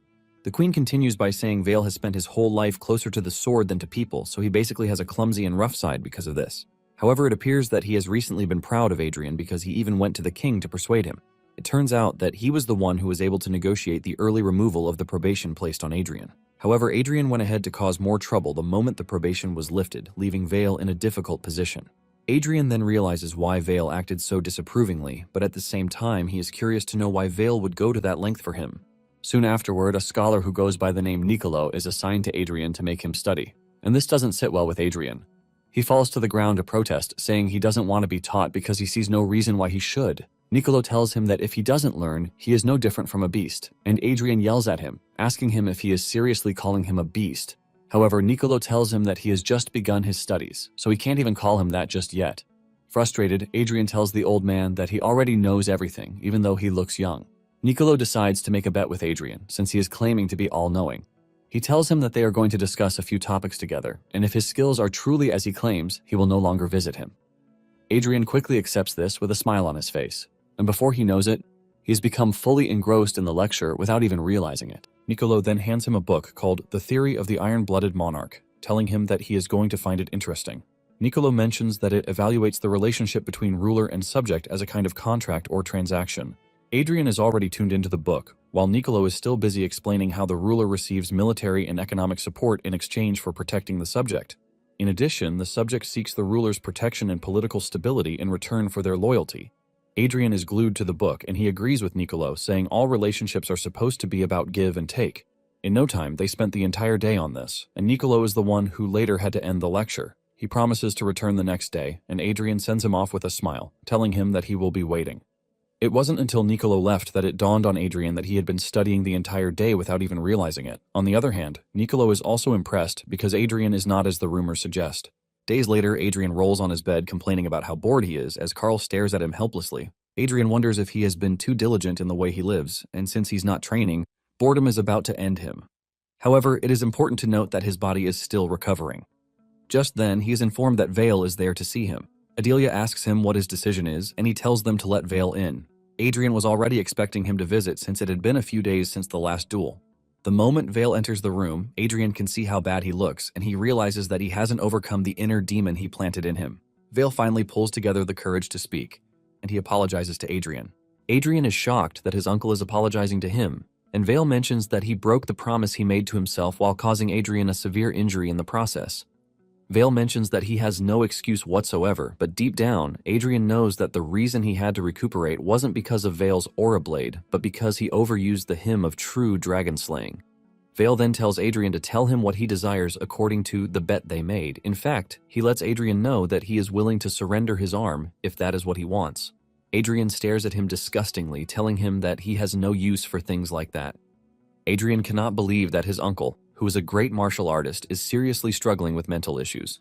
Adrian then tells him that he is going to be generous, and he reveals his first wish, which is that he wants Vale to let him go out on an outing. Vale is surprised that this is his wish, and he reminds Adrian that he is no longer on probation, so he can go out however he likes. However, Adrian corrects him, saying he is not talking about a one-day trip because he wants something preferably outside the capital. Vale mentions that it is going to take some time to arrange the schedule, and with the upcoming banquet, going too far will be impossible. Adrian lets him know that he is fine with his, and Vale prepares to leave, assuring him that he is going to contact him once a schedule is set. After he leaves, Adrian notices that Carl is staring at him, and he asks him why. Carl mentions how unexpected the whole situation is because he was expecting him to demand something much more terrifying. Carl mentions that it is basically a rare opportunity to take advantage, since Vale was the one who broke his promise. Adrian then says he felt bad for Vale after seeing the way he was acting. Carl laughs out loud when he realizes that Adrian is actually capable of empathy, and Adrian protests, telling Carl that he is getting a little more comfortable in recent times. They are in the middle of this when Adelia tells him that there is a letter for him. Adrian opens the letter and realizes that it is from Arwen to inform him of her latest achievement. Adrian is pleased by the latest information because these are the things he wants to hear. 5 days later, Vale sent Adrian the schedule, and 2 days afterward, the day of departure arrived. Adrian is completely excited that they are going on a trip, and he pushes his head out of the carriage to ask his uncle which territory they are going to. Vale can see just how excited he is about the whole thing, and he tells him to get back in the carriage, promising to explain. Vale reveals that they are going to Ellen County, which is the royal court's greatest production site for weaponry. Apparently, there are iron mines in the territory that supply high-grade iron, and there is a guild of artisan smiths that refine it. Without exaggerating it, Vale lets Adrian know that more than half of the weapons supplied to the royal family come from Ellen. Adrian is glad to hear that they are heading to a territory that makes swords because it is high time he gets a sword of his own. It turns out that he had plans to take a sword from the armory, but Carl tells Adrian that they can issue him any weapons per royal decree. This only means that he would have to travel outside the royal palace to get himself a sword. Even though Vale looks rugged, Adrian realizes that he is thoughtful because he is literally dragging him to a place where he can get a good sword. With this, their 20-day journey to Ellen County begins. Apparently, Ellen County is just a stop on the road because their actual destination is the Iron Lion Castle, which is 2 days away from Ellen County. After they are done at the castle, they are meant to journey back to the capital, but at the moment, Adrian can't believe that he has been stuck in a carriage for days without moving. Also, Adelia is sitting opposite him, but she is no fun whatsoever. Everything he's been asking her has been ending with a yes or no answer, which is obviously boring. Since he has all the time in the world, Adrian decides to check his mana heart. Thanks to overusing the dragon slaying him, his mana heart actually went completely dry, and he believes that it is time for him to refill his mana heart. Adrian closes his eyes to fully focus on gathering mana from every corner as the carriage travels through the lonely road. Suddenly, Adrian notices something shocking, and this is the fact that his mana heart has gotten bigger than the last time. The system informs him that he attempted an extraordinary feat that is beyond his mana capacity, which gave him a glimpse of a colossal will. Adrian realizes that this is the effect of forcibly using the hymn of dragon slaying. The system then tells him that due to the expanded mana heart, his physical constitution has also changed significantly, which means his body is now able to endure more mana. Basically, he has now reached the stage of sword expert, and the connection to the origin has somewhat improved. As if this is not enough, Adrian learns that some of the restrictions on his recovered authorities have been lifted. The ones he could previously use have also improved significantly. Adrian lets out a fulfilling smile when he sees all of these, and Adelia can actually see that there is something making the prince happy. Soon afterward, they arrive at Ellen County and they are welcomed by the head of the territory, Edgar, and his eldest son, Torrance. Adrian thanks the two for the hospitality, and since Adrian is presumed to be exhausted on his journey, Edgar offers to take him to his room. As they walk through the mansion, Adrian can see why they refer to the territory as a weapon production territory. However, he is not entirely impressed because all the weapons he has seen so far are just low-tier items that look flashy but are actually useless in combat. Adrian is disappointed because he believes that he won't be able to find the item he is looking for this way. Just then, he asks Edgar if the Blacksmith's Guild is located in the territory, and Edgar confirms this. Adrian then tells Edgar that he would like to visit the guild instead. On their way to the workshop, Edgar tells Adrian that blacksmiths are rough and stubborn people, which is why they often ignore the Lord whenever they are concentrated on work. Upon entering the workshop, Adrian is immediately locked in as he spots the blasting heat furnace. Edgar tells him to speak up if the heat is too much, but Adrian is totally locked in because the whole scenario reminds him of when he was a sword. Surprisingly, among all the other blacksmiths working on their craft, there is one who draws him in, and it is an old man in the distance. Adrian stands in awe as he watches the man hit the hot iron with his hammer, ultimately reminding him of when he was reincarnated as a sword. Adelia is forced to clean Adrian's face because of the amount of sweat pouring down his face. Adelia, touching him, finally jerks him back to reality, and he realizes that he was fully engrossed in the whole thing. Just then, the leader of the blacksmiths called the artisans from their workplace to come and greet Adrian. Edgar introduces the dude to the prince, but Adrian doesn't pay much attention to him because he is fully engrossed in the old man, who is still busy working on his craft. The leader of the blacksmiths spots him and screams at him, asking him what the hell it is that he is doing. He asks him to stop what he is doing and greet Adrian, but Adrian grabs the dude, stopping him from distracting the old man. Adrian also notices that the rest of the blacksmiths are not all that happy, since they were dragged over to greet him against their will while they were working. Adrian is not pleased himself either, because he didn't even order the person in charge to do this. He then tells the blacksmiths to return to their workplace unless they want the furnace to die out. Without hesitation, the gang runs back to where they were working, and Adrian continues watching the old man do his thing. With complete dedication and focus, he smashes the iron, shaping it into form, and while he was doing this, Adrian was overtaken by a weird sensation that leaves a chill running through his body. Later on, Edgar informs Adrian that the old blacksmith has been repeating the process of forging swords and melting them down for the past 6 months. Adrian asks Edgar if the swords he made are failures, but Edgar says there is no way to know because every sword the old man makes is said to be a masterpiece, which is why he is called the Master Smith of Swords. In fact, the bunch of swords he has made so far seemed completely flawless, which is why it is a mystery that he melted all of them down. In addition, for the past month, he has barely slept and has been clinging only to his work. Edgar mentions that they have been worried because he is no longer a young person. Adrian, on the other hand, can see that the man is nothing but a true craftsman. Days later, Adrian continues visiting the forge every morning while leaving late at night, and during this time, the old man simply continued with his work while Adrian watched in silence. Before Adrian had arrived, there were tensions that he might cause a ruckus, but to their surprise, there were no incidents whatsoever. And soon afterward, the day for the prince to leave finally arrives. Adrian expresses his disappointment that he wasn't able to see the completed version of the sword before leaving. He turns around to leave the forge, telling his men that they are going to leave very early the next morning since there is a farewell party that night. Even Edgar was devastated because he had hoped that the prince would see the sword completed by the master smith before leaving. Later that night, Adrian is preparing for the party when Edgar comes rushing over, telling him that the master smith has completed the sword. Adrian rushes over to find the old man cleaning the sword, and as he raises it into the air, it leaves a bright show of excellence. The old man then turns to Adrian, bows to him, and presents the sword to him. Edgar is shocked when he sees this, and Adrian, on the other hand, gracefully collects the sword, which is befitting for a king. Adrian asks the old man if the sword has a name, and he reveals that he is thinking of calling it Twilight. Adrian asks if this is for dawn or dusk, and the old man says it is already dusk for him, but it is dawn for Adrian. Adrian is pleased by his answer, and he even starts to laugh before telling the old man that he is pretty eloquent for a blacksmith. The old man chuckles a bit before losing his balance, and Adrian quickly grabs him. He then tells Carl to inform Vale that he will be spending the night with the old man. While they are alone, the master smith reveals that it was the day that Adrian arrived and stood behind him that the sword took shape as if it were already waiting for him. He mentions that the sword basically decided the day that it would be born. Adrian is surprised to hear this, and he decides to let him in on a little secret. He moves closer to whisper in his ear what is obviously his true identity, and the master smith is completely overwhelmed, so he starts to shake on the bed. The master smith heaves a sigh of relief and says he finally understands everything. He tells Adrian to give him the sword for a moment. Adrian does as told, and with his last strength, he tells Adrian that he hopes the sword will become as great as him. Adrian holds his hand, assuring him that it will, and with this, the old man signs out.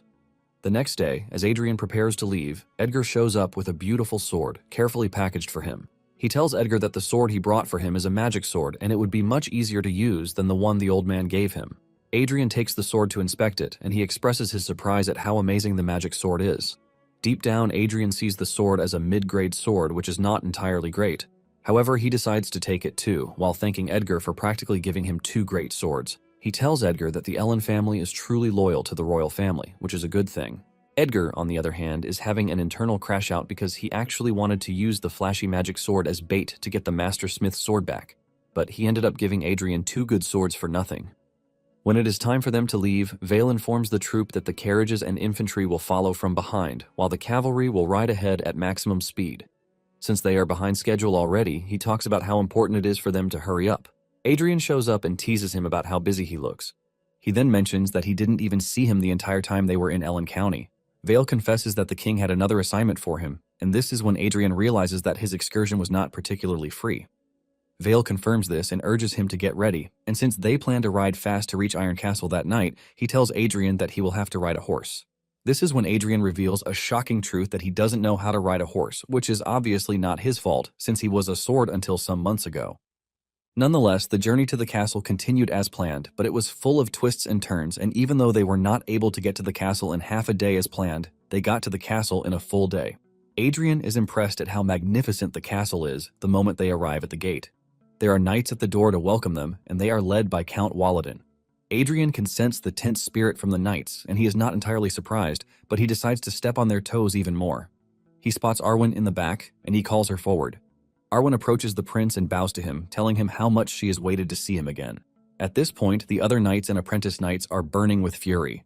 Because of the hostility directed toward the prince, Adelia's aura also leaks out in anger, and Adrian quickly notices this. Adrian immediately walks up to Adelia to calm her down, and Adelia finally comes back to her senses. Adrian is thankful that he developed Adelia's slave mentality early on. Adrian then turns to Arwen to follow him because they have a lot to catch up on. Deep down, he wants the other knights to also follow them. Moments later, Adrian changes to his training outfit and he heads to the training grounds where he tells the apprentice knights and knights that he would like to witness the swordsmanship of the Iron Lions, which is said to be the best in the kingdom. He asks the knights who is going to spar with him first. But there is no one who is immediately ready to jump out to spar with the prince. Adrian believes that they are worried because he is a prince, and he tells them that he is going to stake the Leonberg name that no one would be responsible for whatever the outcome of the spar is. Even with this, there is still reluctance among the knights, and Adrian ups the scales, calling them faint-hearted knights. One of the knights, who is a redhead, can no longer take the insult and steps out.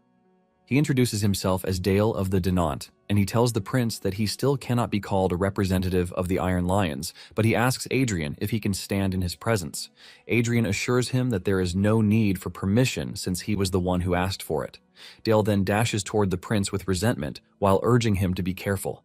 He tries to land a hit on Adrian's head, but he easily blocks it and throws him back. Dale crashes into the ground, and he is knocked out just from one strike.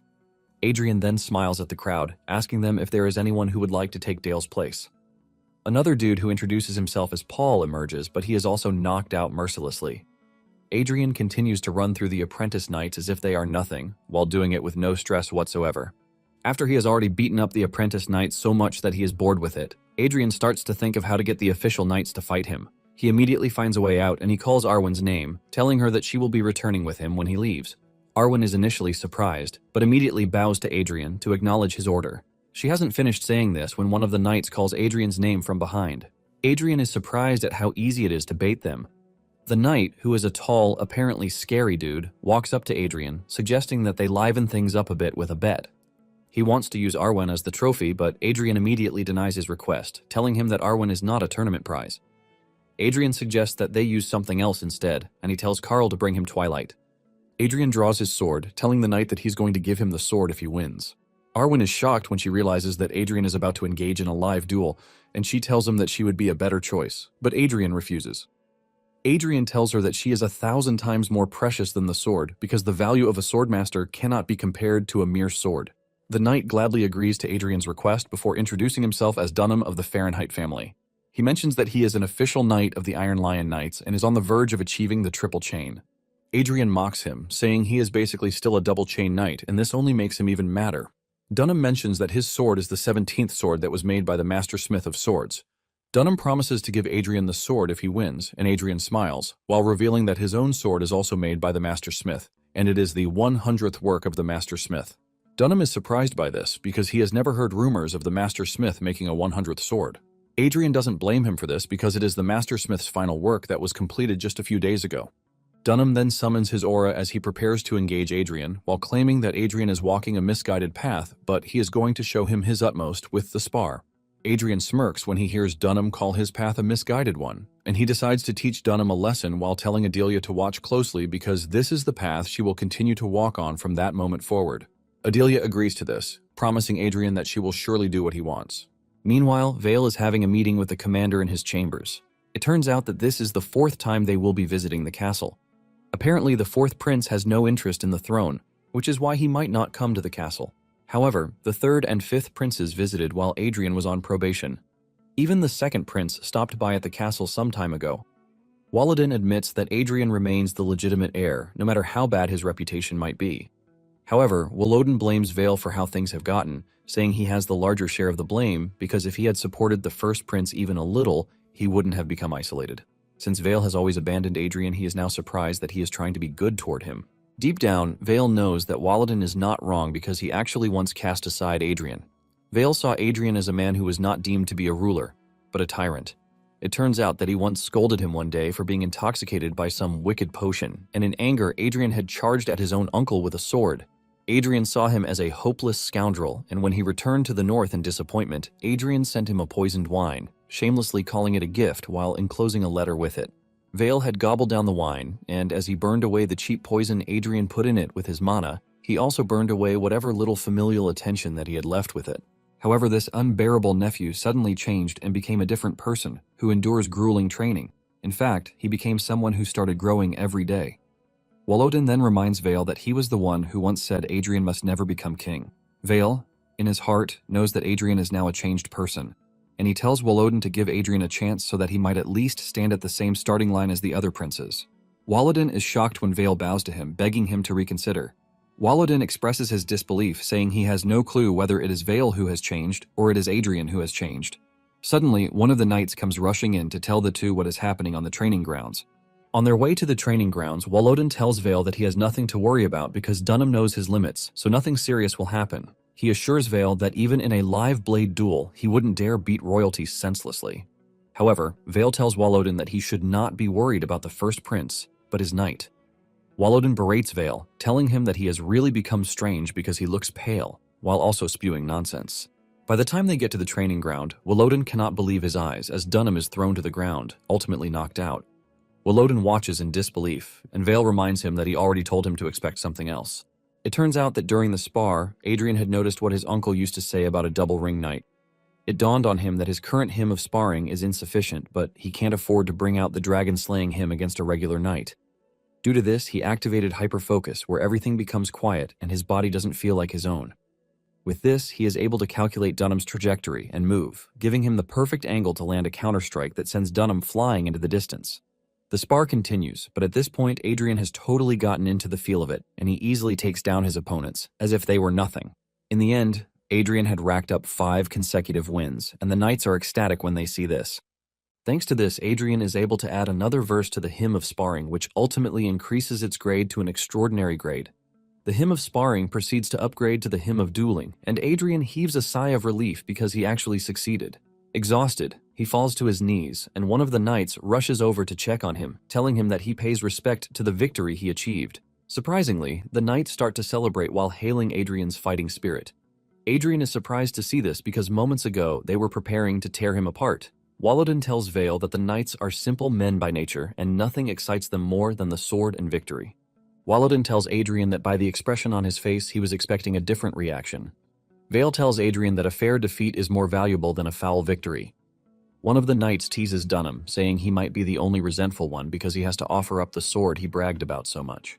Adrian is left dumbfounded because he thought everything he knew he had forgotten and abandoned, along with the mana heart. But it appears that there was at least one thing that hasn't changed because being gracious in defeat and revering the strong is the spirit of the knights. When it is time for Adrian and his entourage to leave, Adrian tells Walloden to keep what happened during his stay a secret.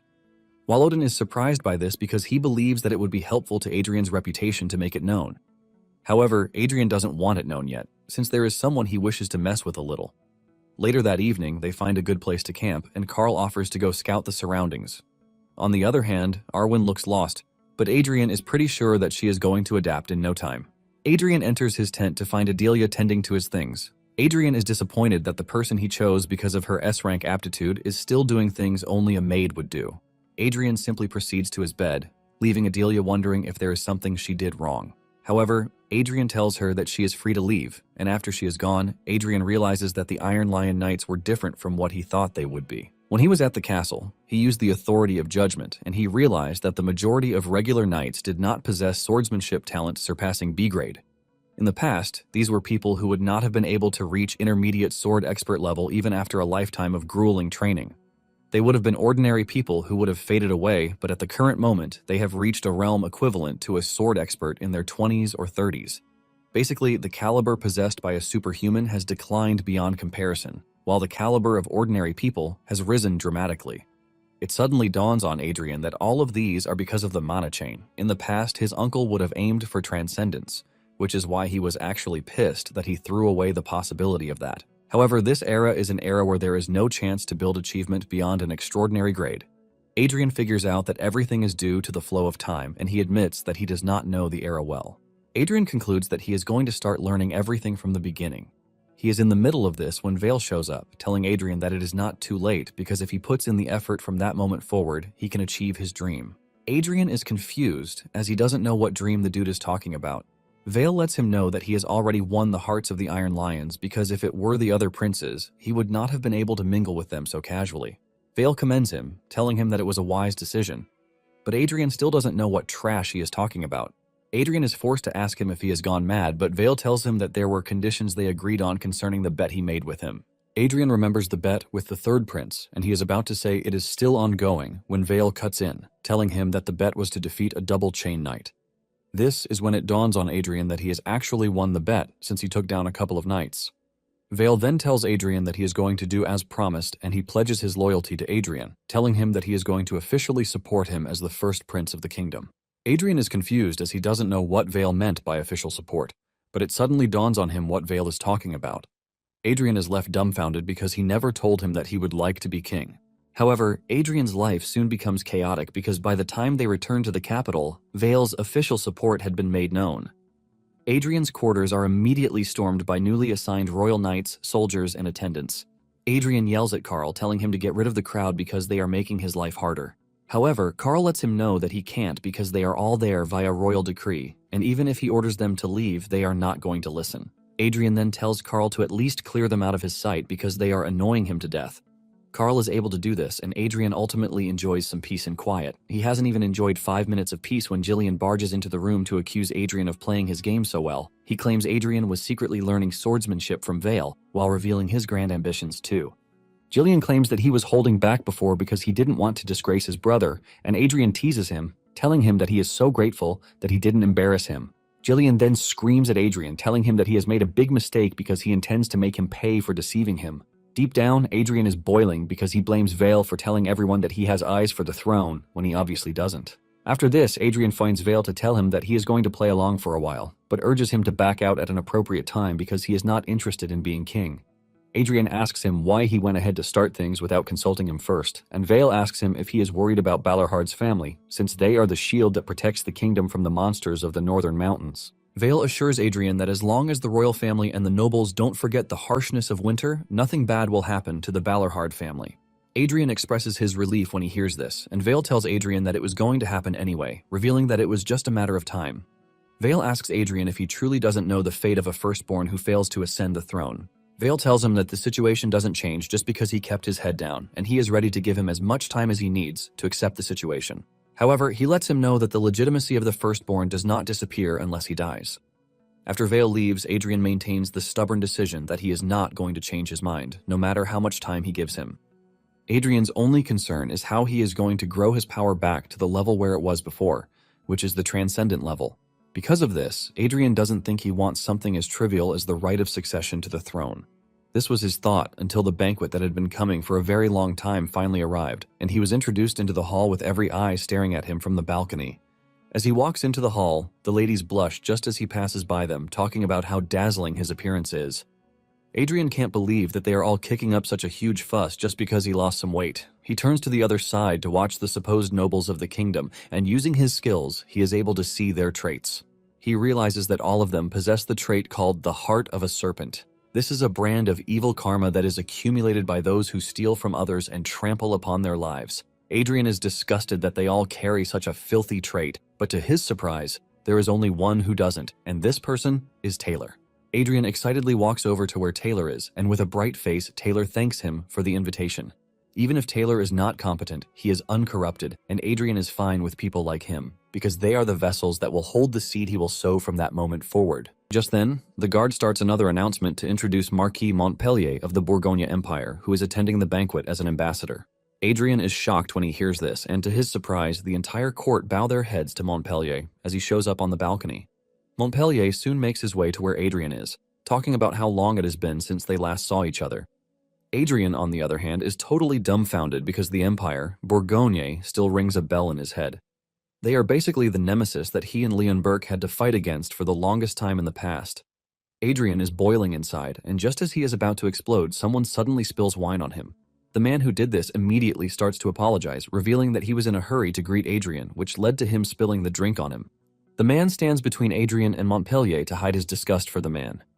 Adrian then walks off, saying he has to change his clothes, and the man who spilled the drink apologizes once again, revealing that his body is so old that it barely listens to him again. Carl walks over to Adrian to escort him, and Adrian asks Carl who the old man is. Carl reveals that the man who spilled the drink on him is Marquis Bielefeld. Adrian is relieved to hear this because he has found someone else who is not a rotten noble, because thanks to what he did, his head has actually cooled down. Later on, Vale shows up in Adrian's chambers, saying he heard that there was an incident. He mentions that Bielefeld mentioned that Adrian was about to cause trouble, and judging from the killing intent on Adrian's face, Vale realizes that the Marquis wasn't exaggerating. Vale screams at Adrian, asking him what the hell he was trying to do, but Adrian assures Vale that he is not that reckless. However, there is something that he doesn't understand, and this is the fact that the wicked house of Bourgogne is flaunting its power in the heart of the kingdom. In fact, he noticed that the nobles showed him a sincere respect more than they showed to royalty.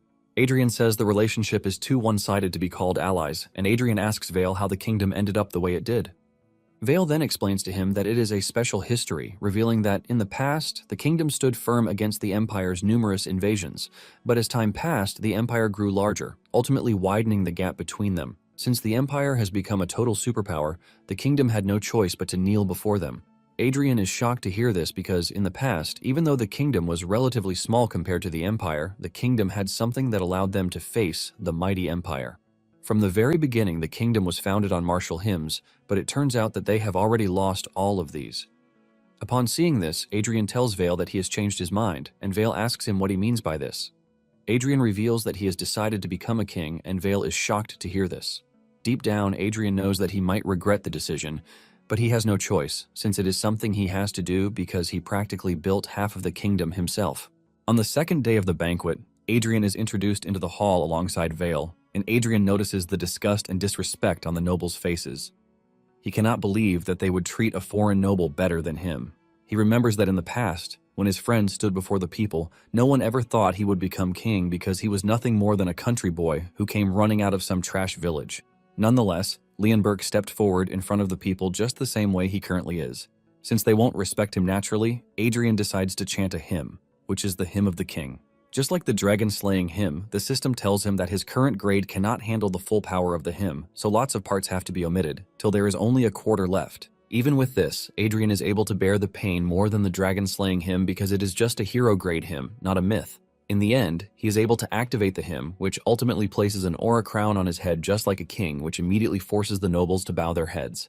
Adrian is glad that it worked, and just as he is about to tell them to raise their heads, he feels a strange energy behind him. He turns around and realizes that the strange lady who has been covering her head is a freaking elf.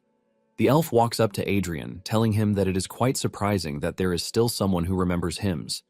Adrian freezes up in shock because the lady standing in front of him is not just an ordinary elf. Adrian panics as fear overcomes his body, leaving him to wonder why the mad woman he knows from his past is at the banquet. When people think of elves, they see them as a benevolent race that would never needlessly cause harm to others. But in reality, they are a cruel race that uses their beauty as bait to destroy their opponents. The high elves are born with the hero grade right from birth and are the most dangerous among elves. With the lady elf standing in front of Adrian, Adrian can remember that she is not a regular high elf because she has lived over 1,000 years, which makes her an elder high elf. It turns out that her name is Sigrun, also known as the Dancing Magic Swordswoman.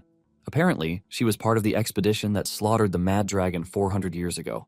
After this, Sigrun tried to procure Gruhorn, the sword, promising to give him the best life. Because of this, Adrian can never forget her, because she really tormented him. Deep down, Adrian is worried that she might recognize him because of the hymn of the king that he recited. Sigrun then asks Adrian if they have met before, but Adrian quickly shakes his head to say no. Sigrun doesn't want to believe this because she believes that Adrian looks particularly peculiar. Adrian claims that this is his first time seeing an elf with his own eyes, but Sigrun doesn't believe him. Adrian is completely worried about Sigrun because he remembers that back then she was pretty strong, which means she is likely a terrifying monster at that point.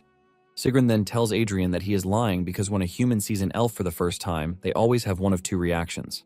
Most humans get captivated, but humans who have reached a level of martial understanding get edgy. However, in Adrian's case, she is pretty sure that he has not reached a level of martial understanding yet. Adrian argues that he has a unique taste, which is why he appeared to be edgy. Sigrun thinks about it for a minute and decides to withdraw, but she lets Adrian know that it was nice to meet him. After her departure, he heaves a sigh of relief that he survived the ordeal. Later on, the queen gathered women and young ladies from whom Adrian could choose a spouse. There is no age limit for women who are there because there is even a freaking baby and an old lady. The queen, Margarita, notices how displeased Adrian is, and she lets him know that he can't expect to see the type of women that he usually mingles with. Just then, they get word that the elf delegation is requesting an audience, and the queen allows it. Sigrun and her colleagues enter the room, and Sigrun offers her greetings to the queen. Margarita expresses her surprise that Sigrun is there because it's been a long time since elves have visited the kingdom. Sigrun tells the queen that she is aware that she is looking for a woman to become the prince's spouse. Sigrun then informs the queen that she is a high elf, which in human terms means that she is a noble from a house with prestigious lineage. At this point, Adrian is totally confused as he can't understand what Sigrun is trying to do. Sigrun continues by saying her age is not far from Adrian's age.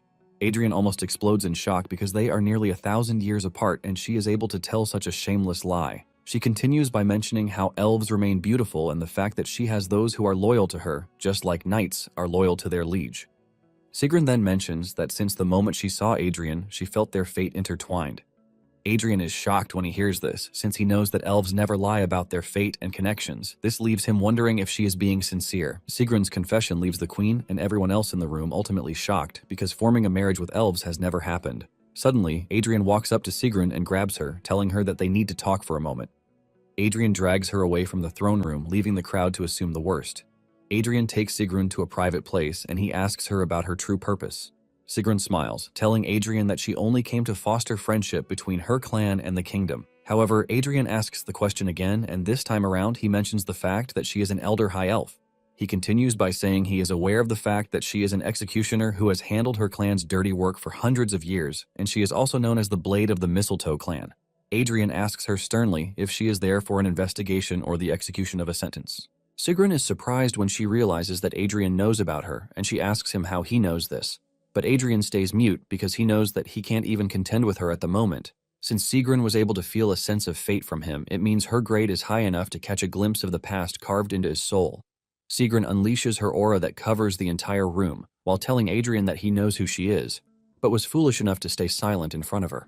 Adrian then counters her statement, saying he knows what an executioner is capable of, which is why he can't run his mouth in front of one. Adrian then tells Sigrun to stop with the games, urging her not to interfere with his fate. Adrian knows that everything about Sigrun at that moment is nothing but curiosity towards him, and if kept at the current state of affairs, his fate would be torn to shreds by Sigrun, who is a lunatic elf. Adrian figures out that it would be better if she develops an interest in him instead.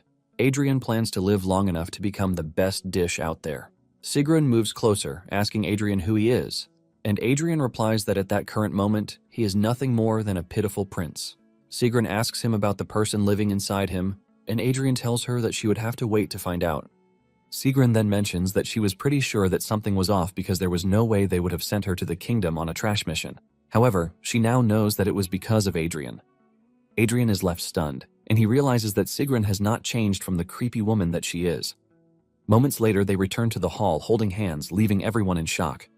Adrian then takes Sigrun to his mother, letting her know that there is something he has to say. Adrian shocks everyone when he mentions his plan to be engaged to Sigrun.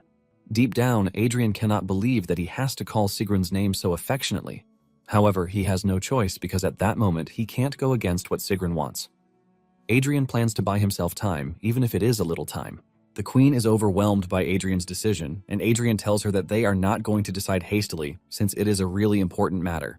He assures the queen that he will take his time to observe, and the queen agrees with him, saying this would be the best choice. Adrian knows that during the time of observation, the queen would use it to calculate the value of the engagement. Sigrun, on the other hand, would use the time to prepare her delicacy, which is Adrian. As for Adrian, he plans to use the time to build enough power to escape the creepy and terrifying elf. Later on, Jillian is seen crashing out in his chambers, complaining about how Adrian is so trash and the only thing he has over him is his birthright. Jillian is raging about the things Adrian has done so far, starting from Vale declaring his support for him and obtaining Arwen as his own personal right. As if all that is not enough, Jillian can't believe that Adrian is going after the elf too, and to put Adrian in his place, he decides that it is his time to duel him just as scheduled. He plans to ruin his golden eggs during the duel because killing him would cause a big fuss. All he wants is to ruin Adrian's function as a man. Just as planned, the duel is organized, and overseeing it is the commander of the Royal Knights, Sturmhilde. He has been given authority by the king to do this, and no one will object to whatever results come out in the end. The commander tells the princes to raise their swords, but Adrian is not really into all the yapping just because of a sparring match. In fact, he is not entirely interested, while Jillian, on the other hand, is boasting about how he wants to disgrace his brother. Because of this, he has even gathered spectators, consisting of nobles.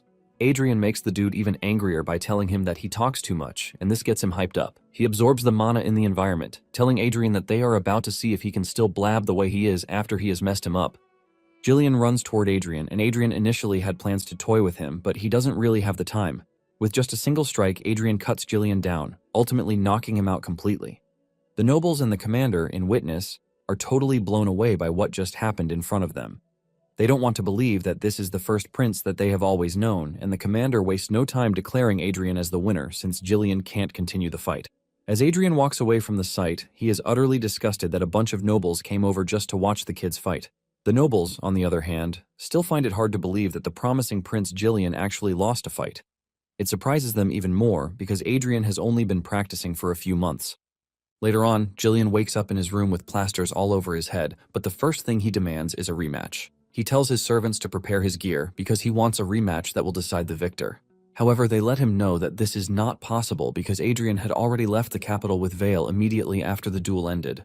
Jillian asks them where he went, and they reveal that he is going to the north, where the Balorhards reside. On their way, Vale commends Adrian, telling him that he has gotten really good at riding, and Adrian boasts about it. Vale immediately regrets his decision to praise the dude because he never shows humility whatsoever. Vale then asks him why he is in such a rush because the banquet has just ended, and it would have been better if he had rested for a few days first. Adrian replies that he has no place in the capital and he has no interest in trying to convince the trash nobles to be on his side. Adrian believes that soldiers and knights are more suited to him. Vale agrees that they are not as calculating as nobles, but are much more conservative, and Vale asks Adrian if winning the hearts of the knights looks easy to him. Adrian replies that affection between them will obviously grow once they spend time together. Deep down, Adrian knows that he can't waste any time because he will end up marrying Sigrun, and everyone she has taken an interest in the past ultimately met their ruin. Adrian figures out that he needs to get stronger faster, and this cannot happen if he remains in the capital, which is very peaceful. To accelerate his growth and sharpen his sword, the best place is none other than where humans are tested the most, which is the place where the most martial hymns were born, and this is the battlefield. They soon reach a straight path of valleys, and Vale tells him that these valleys are protected by his family.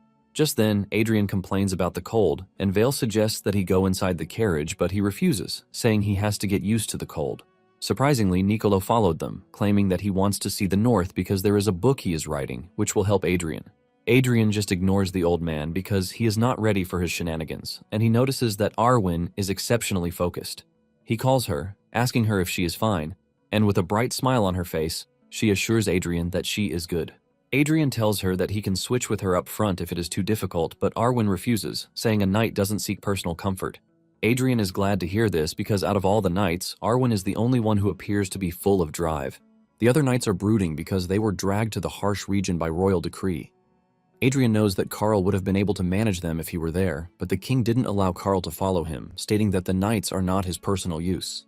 The king even teases him about the knights he is obtaining for himself, and Adrian understands that the scoundrel prince has done a lot in the past, but he thinks the king is going too far. Nonetheless, he wants to believe that there is still a hidden story that he doesn't know about. Moments later, Vale spots a blizzard descending from the mountain, and he suggests that they pick up the pace before they get caught in it. Before they knew it, the falling snow turned into a blizzard, and their march immediately became so tough that one person couldn't even hear the voice of the person next to them.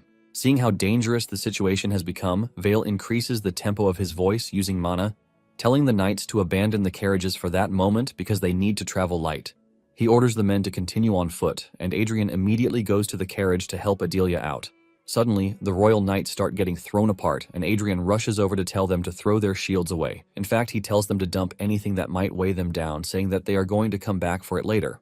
Adrian then orders the biggest guy in the group to take the lead, and the northern knights are surprised when they see Adrian calling out orders because they were already planning to step in. With this, they continue through the harsh weather conditions, and soon afterward, a knight falls behind. Without hesitation, Adrian grabs the knight and puts him on his shoulder, while telling the other knights to get a move on. Just as the group starts to reach the castle, which is their destination, the blizzard suddenly vanishes, revealing the bright sky, making it seem like the group didn't just pass through a hellish storm. Vale walks forward to the castle, and with authority, he welcomes Adrian to the Winter Castle, which he lords over.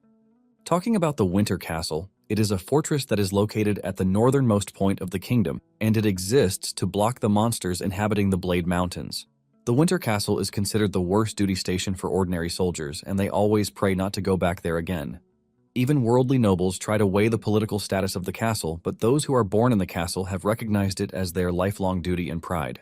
Just then, the gates of the castle open, and Vale's son, Vincent, steps out to hand over command back to his returning father, while he returns to his post as the Ranger Company commander. Vale commends his son, telling him that he has worked hard while the boy is just glad that his dad came back alive. Adrian then cuts in, expressing his shock that his uncle had a son. Vale asks him if he really thinks that at his age, he wouldn't have a son. Adrian piles on the misery, telling Vale that he can actually see that they resemble each other with their stubborn-looking mouth. Vincent takes a moment, and after Adrian is done jesting, he offers his greetings to the first prince. Adrian casually tells him that it is nice to meet him, but deep down, Adrian is raging because he doesn't think a scoundrel like Adrian has a place in the Winter Castle.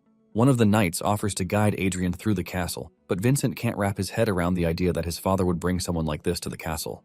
Vincent challenges his father about this, and his father tells him that everything he heard is true because he has decided to become Adrian's guardian. He adds that Adrian will be staying at the castle in the meantime, and Vincent reminds his father that Adrian is the one who was cast aside by the king himself. Vale simply tells his son that people are bound to change, and he tells his son that he has one request for him. He urges him to observe Adrian with no hate in his heart. Later on, they meet for a report on how things have been going in Vale's absence. Vincent mentions that they have been steadily reducing monster settlements, but there are still a few places that have been untouched. He then adds that since his father is around, they would like to move fast. He continues giving his report and soon mentions that the only problem they are encountering is the orcs. Apparently, a small group of less than 20 orcs has settled near the entrance of the mountain range. He mentions that it is going to be difficult to handle these numbers with just the rangers' arrows. Vincent proceeds to say he is currently selecting knights stationed within the castle, and just then, Adrian cuts in, telling Vincent that he would like to take care of the orc problem. Vincent protests, telling him that the orcs of the Blade Mountains are different from ordinary orcs, and if things go wrong, it could cause problems for the rangers' operations. Adrian ignores him and calls his uncle, since he obviously knows that he has a soft spot for him. Vale then asks Vincent if he has confirmed the scale and strength of the orcs. Vincent replies that the current number they have confirmed so far is a maximum of 20, but the presence of orc warriors or orc shamans has not been confirmed, so they cannot conclude that there are none. Vale then turns to Adrian, asking him if he is confident, and Vincent quickly cuts in, screaming out his father's name. He mentions that the mountain entrance is one of the main paths used by the rangers, and if something goes wrong, which escalates it into a battlefield with the orcs, future operations will immediately become twice as difficult.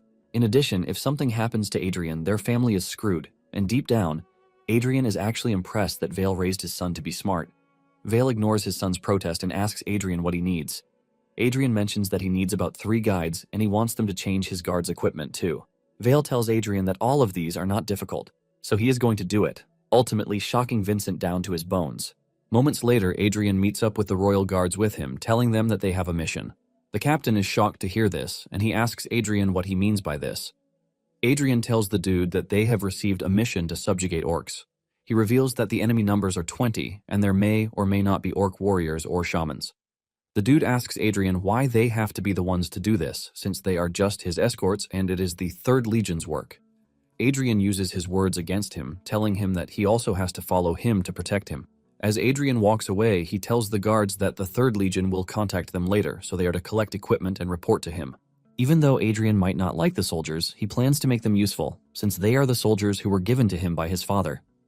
Even though they were completely useless in the blizzard, Adrian can still see that their stats are decent, since they are elites selected by the royal family. However, Adrian notices that a redhead among them has a certain trait called disguise, which leaves him wondering what the dude is up to. When it is time for Adrian to leave, he is shocked to learn that Vincent is the guide. Vincent tells Adrian that the consequences of the mission failing would be too much, so they can't risk it. Adrian tells Vincent that he and his men won't fail, but Vincent is not about to take his word for it. Adrian tries to use the judgment authority on Vincent, but he fails, leaving him to wonder if the dude is already a triple chain knight. He also notices that among all the supposed rangers that Vincent is taking with him, only one is a real ranger, while the rest are capable knights pretending to be rangers. Adrian realizes that they have plans to handle everything just in case things go horribly wrong. Adrian decides not to make an issue of this for that one time. As they prepare to leave, Adrian tells Adelia that he won't be taking her along because he knows that it is going to be a big problem if her trait blooms the wrong way. As they walk through the snowy forest, Vincent tells Adrian and his group that they have to walk while conserving as much stamina as possible because if their stamina drops, their hands and feet will stiffen, which will prevent combat from flowing smoothly. He continues talking about things they need to know, and Adrian wishes he could just roll off and die because his nagging is worse than his father's. Moments later, a rabbit runs past them, and one of the rangers uses his telescope to scout the distance. He informs the team that there is a group of orcs ahead, and he asks Adrian how he plans to proceed. Adrian then orders his guards to load their bows, while the rest of the group prepares themselves. Adrian walks forward, and the moment one of the orcs sees him, he gets agitated. Adrian lets off an evil smile because it's been a long time since he saw a monster face to face. The orc tries to be the hero as he stands tall in front of his comrades, but Adrian orders the bowman to fire, and the arrows from the bow ultimately take down the orc. Adrian also whips out his sword as everything is about to descend into chaos. Adrian looks alive as he leaps toward the orc with a smile on his face. He takes down the orc in one swing, and as the orc's blood soaks the snow, Adrian realizes what he has been missing and craving all this time. He stares at the rest of the orc, and he is exhilarated just by breathing in the air of the battlefield. Arwen fears for Adrian's safety, but Adrian screams at her not to come any closer because she might just get swept up in the hell he is about to unleash on the orcs. The whole tale goes back 400 years ago when orcs were not monsters, but one of the proud masters of the continent. It is not a myth nor about a hero, but it is about an individual who couldn't leave his name in history, and this is the hymn of a pitiful man who really hated orcs. He was a sorrowful father who fought and fought until his strength ran out, ultimately piling up enough green corpses to raise a mountain, which is the fleeting verses of an extraordinary avenger. The moment he recites these verses, the system recognizes it as a hymn of revenge, and a red, overwhelming aura swells around his body. Before coming to the north, the redhead who had the disguise trait had met up with the Count of the royal court, who bribed him to report everything the prince does when he is up north. They believed that Adrian would be holed up in the castle while claiming other men's achievements for himself. But now that the dude is on the battlefield, he is totally horrified by what Adrian is doing to the orcs. The dude is so stunned that he finds it hard to move, and even holding his weapon right becomes a problem. By the time he gathers a little bit of strength to move, an orc ruins his confidence by easily grabbing his spear. The dude shits his pants, believing that he is done for, but Arwen comes to his rescue, cutting off the orc's arm before taking its head. The dude crashes to the ground in fear as the orc's arm holding his spear crashes into his front. Arwen turns to him, telling him that he is on a battlefield, and he is not supposed to lose his weapon. With fear written all over him, he acknowledges Arwen's advice, and Arwen takes command of the royal guards as they prepare for battle against the orcs. Deep down, Arwen knows that the orcs have the numbers, and it is going to be difficult for them to handle the orcs with their current numbers. Suddenly, she feels something strange in the distance, and before the troops know it, the orc standing in front of them gets cut down by Adrian's immaculate attack, spilling blood everywhere. Adrian's swelling with a terrifying aura, and Arwen can smell his bloodlust. She calls out his name, but he ignores her and dashes toward the orc's position. As he cuts down the orcs, he remembers the Avenger in the past, who took down many orcs, but it was never enough. The Avenger continued seeking the blood of his enemy, causing him to wander the barren lands ruled by orcs, while leaving loads of orc corpses in his wake. Even though at some point the mana in his heart ran out, he didn't stop. He continued drinking orc blood and chewing on their flesh with his sword. However, with every step he took, he got more frail, but the demonic sword he was wielding, which was Gruhorn, continued to sustain him. Gruhorn burned his remaining life force for his final wish.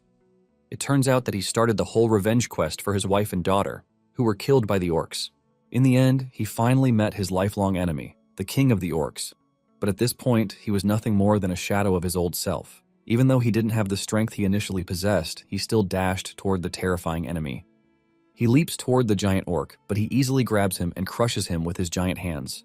No miracle came to save him, but even with his dying breath, he still didn't give up. He looks into the king's eyes with no one present to know or tell his story except his demonic sword, Gruhorn, who witnessed everything.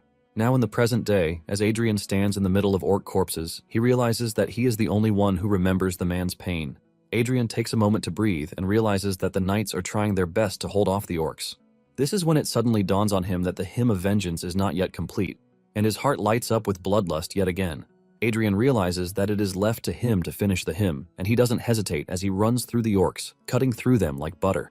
Adrian looks like a super monster when compared to the orcs, as his eyes turn red with the smell of blood taking over the battlefield.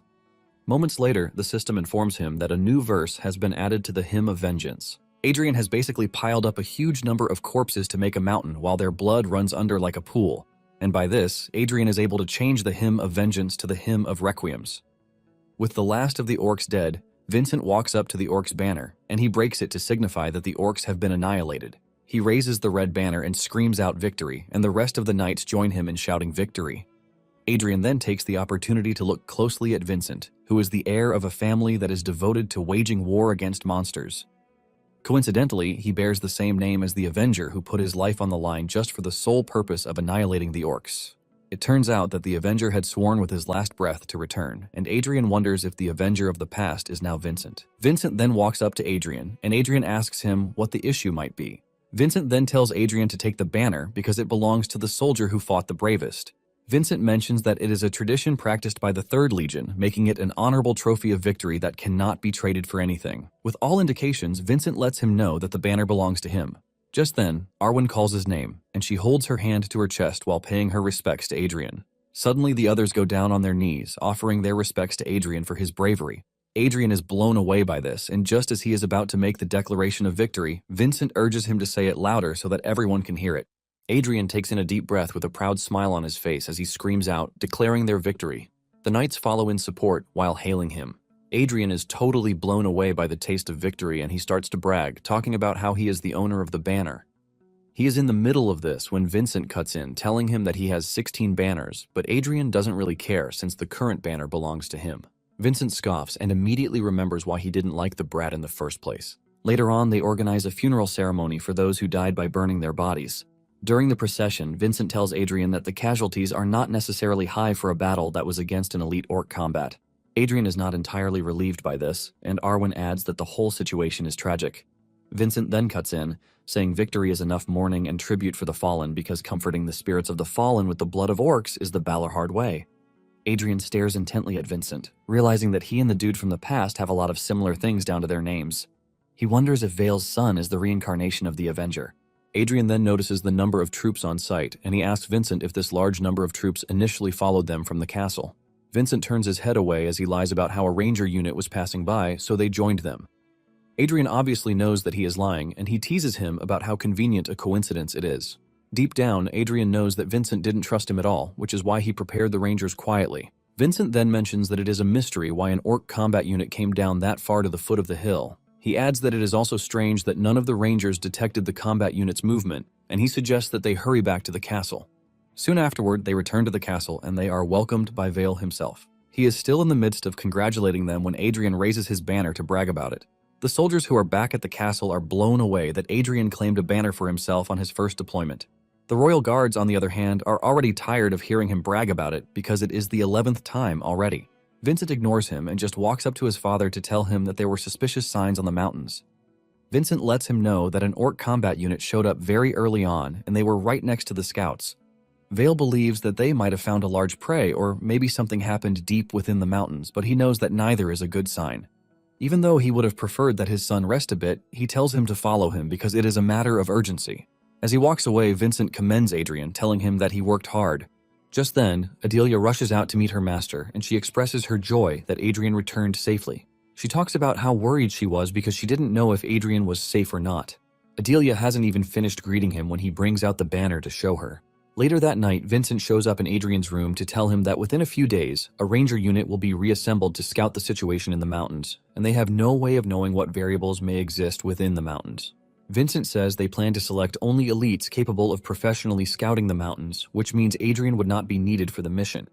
Adrian shocks him when he tells him that he has no interest in the mission.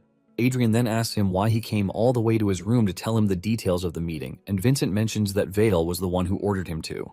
Adrian immediately figures out that Vale wants them to get along well, and Adrian doesn't have an issue with this. Adrian tells Vincent that he can leave, and surprisingly, Adrian still has the banner on his table so he can stare at it all day. Adrian takes a moment to think about the battle, and he realizes that he was completely immersed. He believes that it is because it was the first time he had fully recited an old martial hymn without missing a single verse. He is convinced that he will experience similar things like that from that moment forward. Since not all the martial hymns are fully his own, Adrian plans to change everything up and make everything completely his, just like he made the Hymn of Vengeance into the Hymn of Requiems. Suddenly, a strange bird shows up by the window, and without looking too long, he figures out that it is no ordinary bird. Just from how weird the bird is, Adrian already knows who sent it, and it is none other than Sigrun. Sigrun communicates with him via the bird, asking him if he likes the gift that she sent. It immediately dawns on Adrian that Sigrun was the one who made the orc combat unit appear at the foot of the mountain. Sigrun tells Adrian that all she cares about is for Adrian to face opponents that are suited to his level. Sigrun hopes that Adrian would take the gift with all sincerity, but Adrian can't believe that she just sent dozens of rangers to their death, and she is shamelessly talking about some stupid gift. It turns out that the elf race are severe spectators, and Adrian believes that Sigrun must have had a good time watching him fight the orc combat unit that she intentionally set loose on them. Sigrun admits that she was blown away by the hymn of hatred that was directed at the entire orc clan, and to her, what she did was goodwill. Adrian is tired of hearing her babble, and he suggests that she go straight to the point. Sigrun complains about how cold Adrian is, but lets him know that she is ready to wait until the day he opens his heart for her. The bird then makes it move, as it lands on Adrian's arm, and Sigrun tells Adrian that deep within the mountains, there is something that Adrian needs. She mentions that it is an ancient existence that is currently slumbering within the mountains. Sigrun assures Adrian that if he uses it as his lyrics, it is definitely going to become a truly wonderful hymn. Adrian immediately becomes interested in what Sigrun is saying, but Sigrun lets him know that the bird has reached the end of its time. Just as she finishes saying this, the bird explodes, splattering blood and gore all over his face and body. Adrian watches in horror and realizes that Sigrun intentionally did it to displease him. In addition, he knows what Sigrun wants from him, and this is the fact that she wants him to write a new martial hymn. Apparently, elves can recite hymns, but can't generate them. Basically, they weave the hymns of others into their own melodies and sing through their sword dances. Sigrun giving him that information is most likely for the sake of obtaining a hymn with a deeper flavor through Adrian. Nonetheless, Adrian is willing to play along even if it's just that once. Later on, Adrian talks to Vincent about this, and Vincent tells him that they don't go deep into the mountains. He mentions that they only move around the edges because everyone who has gone into the inner mountains has never made it out alive. Adrian is shocked to hear this, forcing him to ask again, and Vincent lets him know that no one has made it out in the past. Vincent says it is their mission to block monsters from coming down the mountains, not to explore them. Adrian immediately figures out that no one knows what is inside the inner mountains. Adrian figures out that basically all the mysteries and wonders of the world were depleted in the past because of knights who scoured the whole world to reach the divine top. However, it remains a mystery that such a forbidden zone still remained after this. Adrian smiles because he can see that coming to Balorhard was the best choice. Vincent then tells Adrian not to think of going deep into the mountains, and Adrian assures him that he won't go, yet. Later on, Adrian is cleaning his sword while thinking about what might be inside the mountain. He is tempted to rush to the mountain, but he knows that it is not yet time, so he needs more battles and more victories. However, he is not entirely worried because the Winter Castle is a place where battles happen frequently. He hasn't finished thinking about this when the alarm goes off, warning of another attack. The men are ordered to immediately set up positions on the wall, and Adrian rushes over to where Vale is. Vale tells him to look into the distance, and when he does, he sees 3 rangers dashing towards the castle, leaving him to wonder what they are running from. The men on the wall urge them to run faster, but what is chasing them soon emerges behind, and it turns out to be orcs riding on wolves' backs. The men on the wall can't help the running rangers because they are still out of bow range. The rangers keep trying to reach the castle, but Adrian figures out that something is off. Vale confirms this, saying the orcs are toying with the rangers because there is no way the wolf riders couldn't close the little gap between them. Just then, the captain of the fleeing unit decides to buy his men some time. He turns around to face the orcs while telling his men to run ahead. His bravery is quickly met with a horrible death from one of the wolves that tears him apart. Even his unit members who decided to fight alongside him got captured. Vincent is about to jump off the wall, but Adrian stops him. He lets him know that the orcs are not trying to do an execution because what they are currently doing is challenging them to a duel. The captain of the orc squad slams his banner into the ground, and it has a skull on it to send fear into the enemy's body. When Adrian sees this, he immediately figures out what resides in the inner mountains, and it is the orc king. The orc captain screams out in orc language, demanding that they fight an honorable battle because he plans to reclaim the name of his legion for his great king. Vale asks Adrian if he is sure that the orcs want a duel with hostages on the line, and Adrian says yes. However, the expression on Vale and Vincent's faces shows that they don't believe him. Since they are not ready to believe him, he decides to show them. Adrian walks forward, and he replies to the orc captain in orc language, telling him that he accepts his duel. Adrian tells the captain that everyone, but the duelists, should take 200 steps back, and they are to dismount their wolves. The orc captain is shocked by the way Adrian is speaking to him fluently, and he asks him how a human knows the language of their tribe. He asks Adrian if he is carrying the blood of their tribe, but Adrian assures him that there is no such thing. Adrian screams at him, asking him if he is good with the terms or not. The captain then tells Adrian that they are going to do as he says, but he lets him know that he is not going to let it slide if they tarnish the honorable duel. After he is done negotiating with the orc captain, Adrian turns to Vincent and Vale, asking them if they now believe him. Vale looks at him scornfully, telling him that he has just been spouting nonsense. He hasn't finished saying this when they see the orcs' vanguard moving backwards just as Adrian demanded, leaving only 5 orcs that want to participate in the duel. Vale is completely shocked by this, as he reveals that he has spent dozens of winters at the castle, but this is the first time he will see orcs willingly retreating. Adrian then tells Vale to save his shock for later, because the orcs have a simple demand. They want 5 participants in the duel, but they must be selected only from those who participated in the previous battle in the mountains. Vale is surprised to hear that they want warriors from the battle where they encountered the orc combat unit at the foot of the mountain not long ago. Vale then calls on his son, and in no time, warriors from the previous battle start to volunteer, but Adrian urges them to slow down because 2 spots are already filled. The Rangers are shocked to hear this, and they remind Adrian that it is dangerous, but Adrian tells them that he is the only one who can communicate with the orcs. The Rangers beg Adrian to at least leave 1 spot for them, but Adrian refuses because he can't deny Arwen the opportunity to take on the orcs when she is already eager to do so. Adrian asks Arwen if she is up to the task, and she bows to Adrian, assuring him that she is. Vale then asks Adrian where he learned the language of the orcs, because this is the first time he is going to find out that the orcs can even communicate. Adrian quickly lies about it, saying it is all thanks to studying. Adrian can figure out the expression on Vale's face, and he urges him not to think that words could have resolved the past incidents because this is a special case. Basically, only the orc nobles who serve the king of their tribe can speak the ancient language, just like the orc captain. The captain screams at Adrian, asking him if he is coming, and he assures him that he is. Adrian is not one to believe in many coincidences because the moment he stepped into the world, an elf ambassador visited the kingdom for the first time in ages, and in the north, the king of the orcs revealed himself for the first time in 400 years. The gates are lowered, and the 5 duelists from the human side step outside the castle. Even though Adrian is curious about whatever is going on, he doesn't think it is the right time for him to think about it because it is the time to fight. As Adrian stands in front of the orc asks him if he is his opponent, and Adrian says yes, while asking him if he doesn't like what he sees. However, the orc says this is not the case because his spirit is the greatest among the humans standing before him, so he is a worthy opponent. The orc tells Adrian that his flesh and blood will be a good delicacy, and Adrian bows his head as he prepares to fight. He talks about how funny it is that the first opponent to acknowledge him without any hate is a freaking orc. Vincent screams at Adrian, telling him that the orc captain is too much for him, so he should be the one to handle it. He is in the middle of this when one of the orcs swings at him, almost slashing him, but he leaps out of the way. Just then, the rest of the orcs stare down on the humans as they prepare to engage them in a fight. Adrian tells his comrades that orcs don't take turns in duels like knights, and he urges everyone to survive on their own. The whole situation immediately descends into chaos as the two sides charge at each other. Adrian leaps toward the orc captain and tries to attack from above, but the orc captain blocks his attack and repels him with his large axe. The orc berates Adrian, telling him that he is pretty weak compared to the strength that he showed, but Adrian decides to get serious, and he tells the orc captain that they are about to see if he is right or wrong. Adrian's aura ultimately shoots through the roof as it is fueled by the resentment of the hundreds of rangers and the Avenger who wandered the plains. Adrian smiles as he is running riot with an overwhelming strength, and he declares once again that coming to the Winter Castle is the best decision.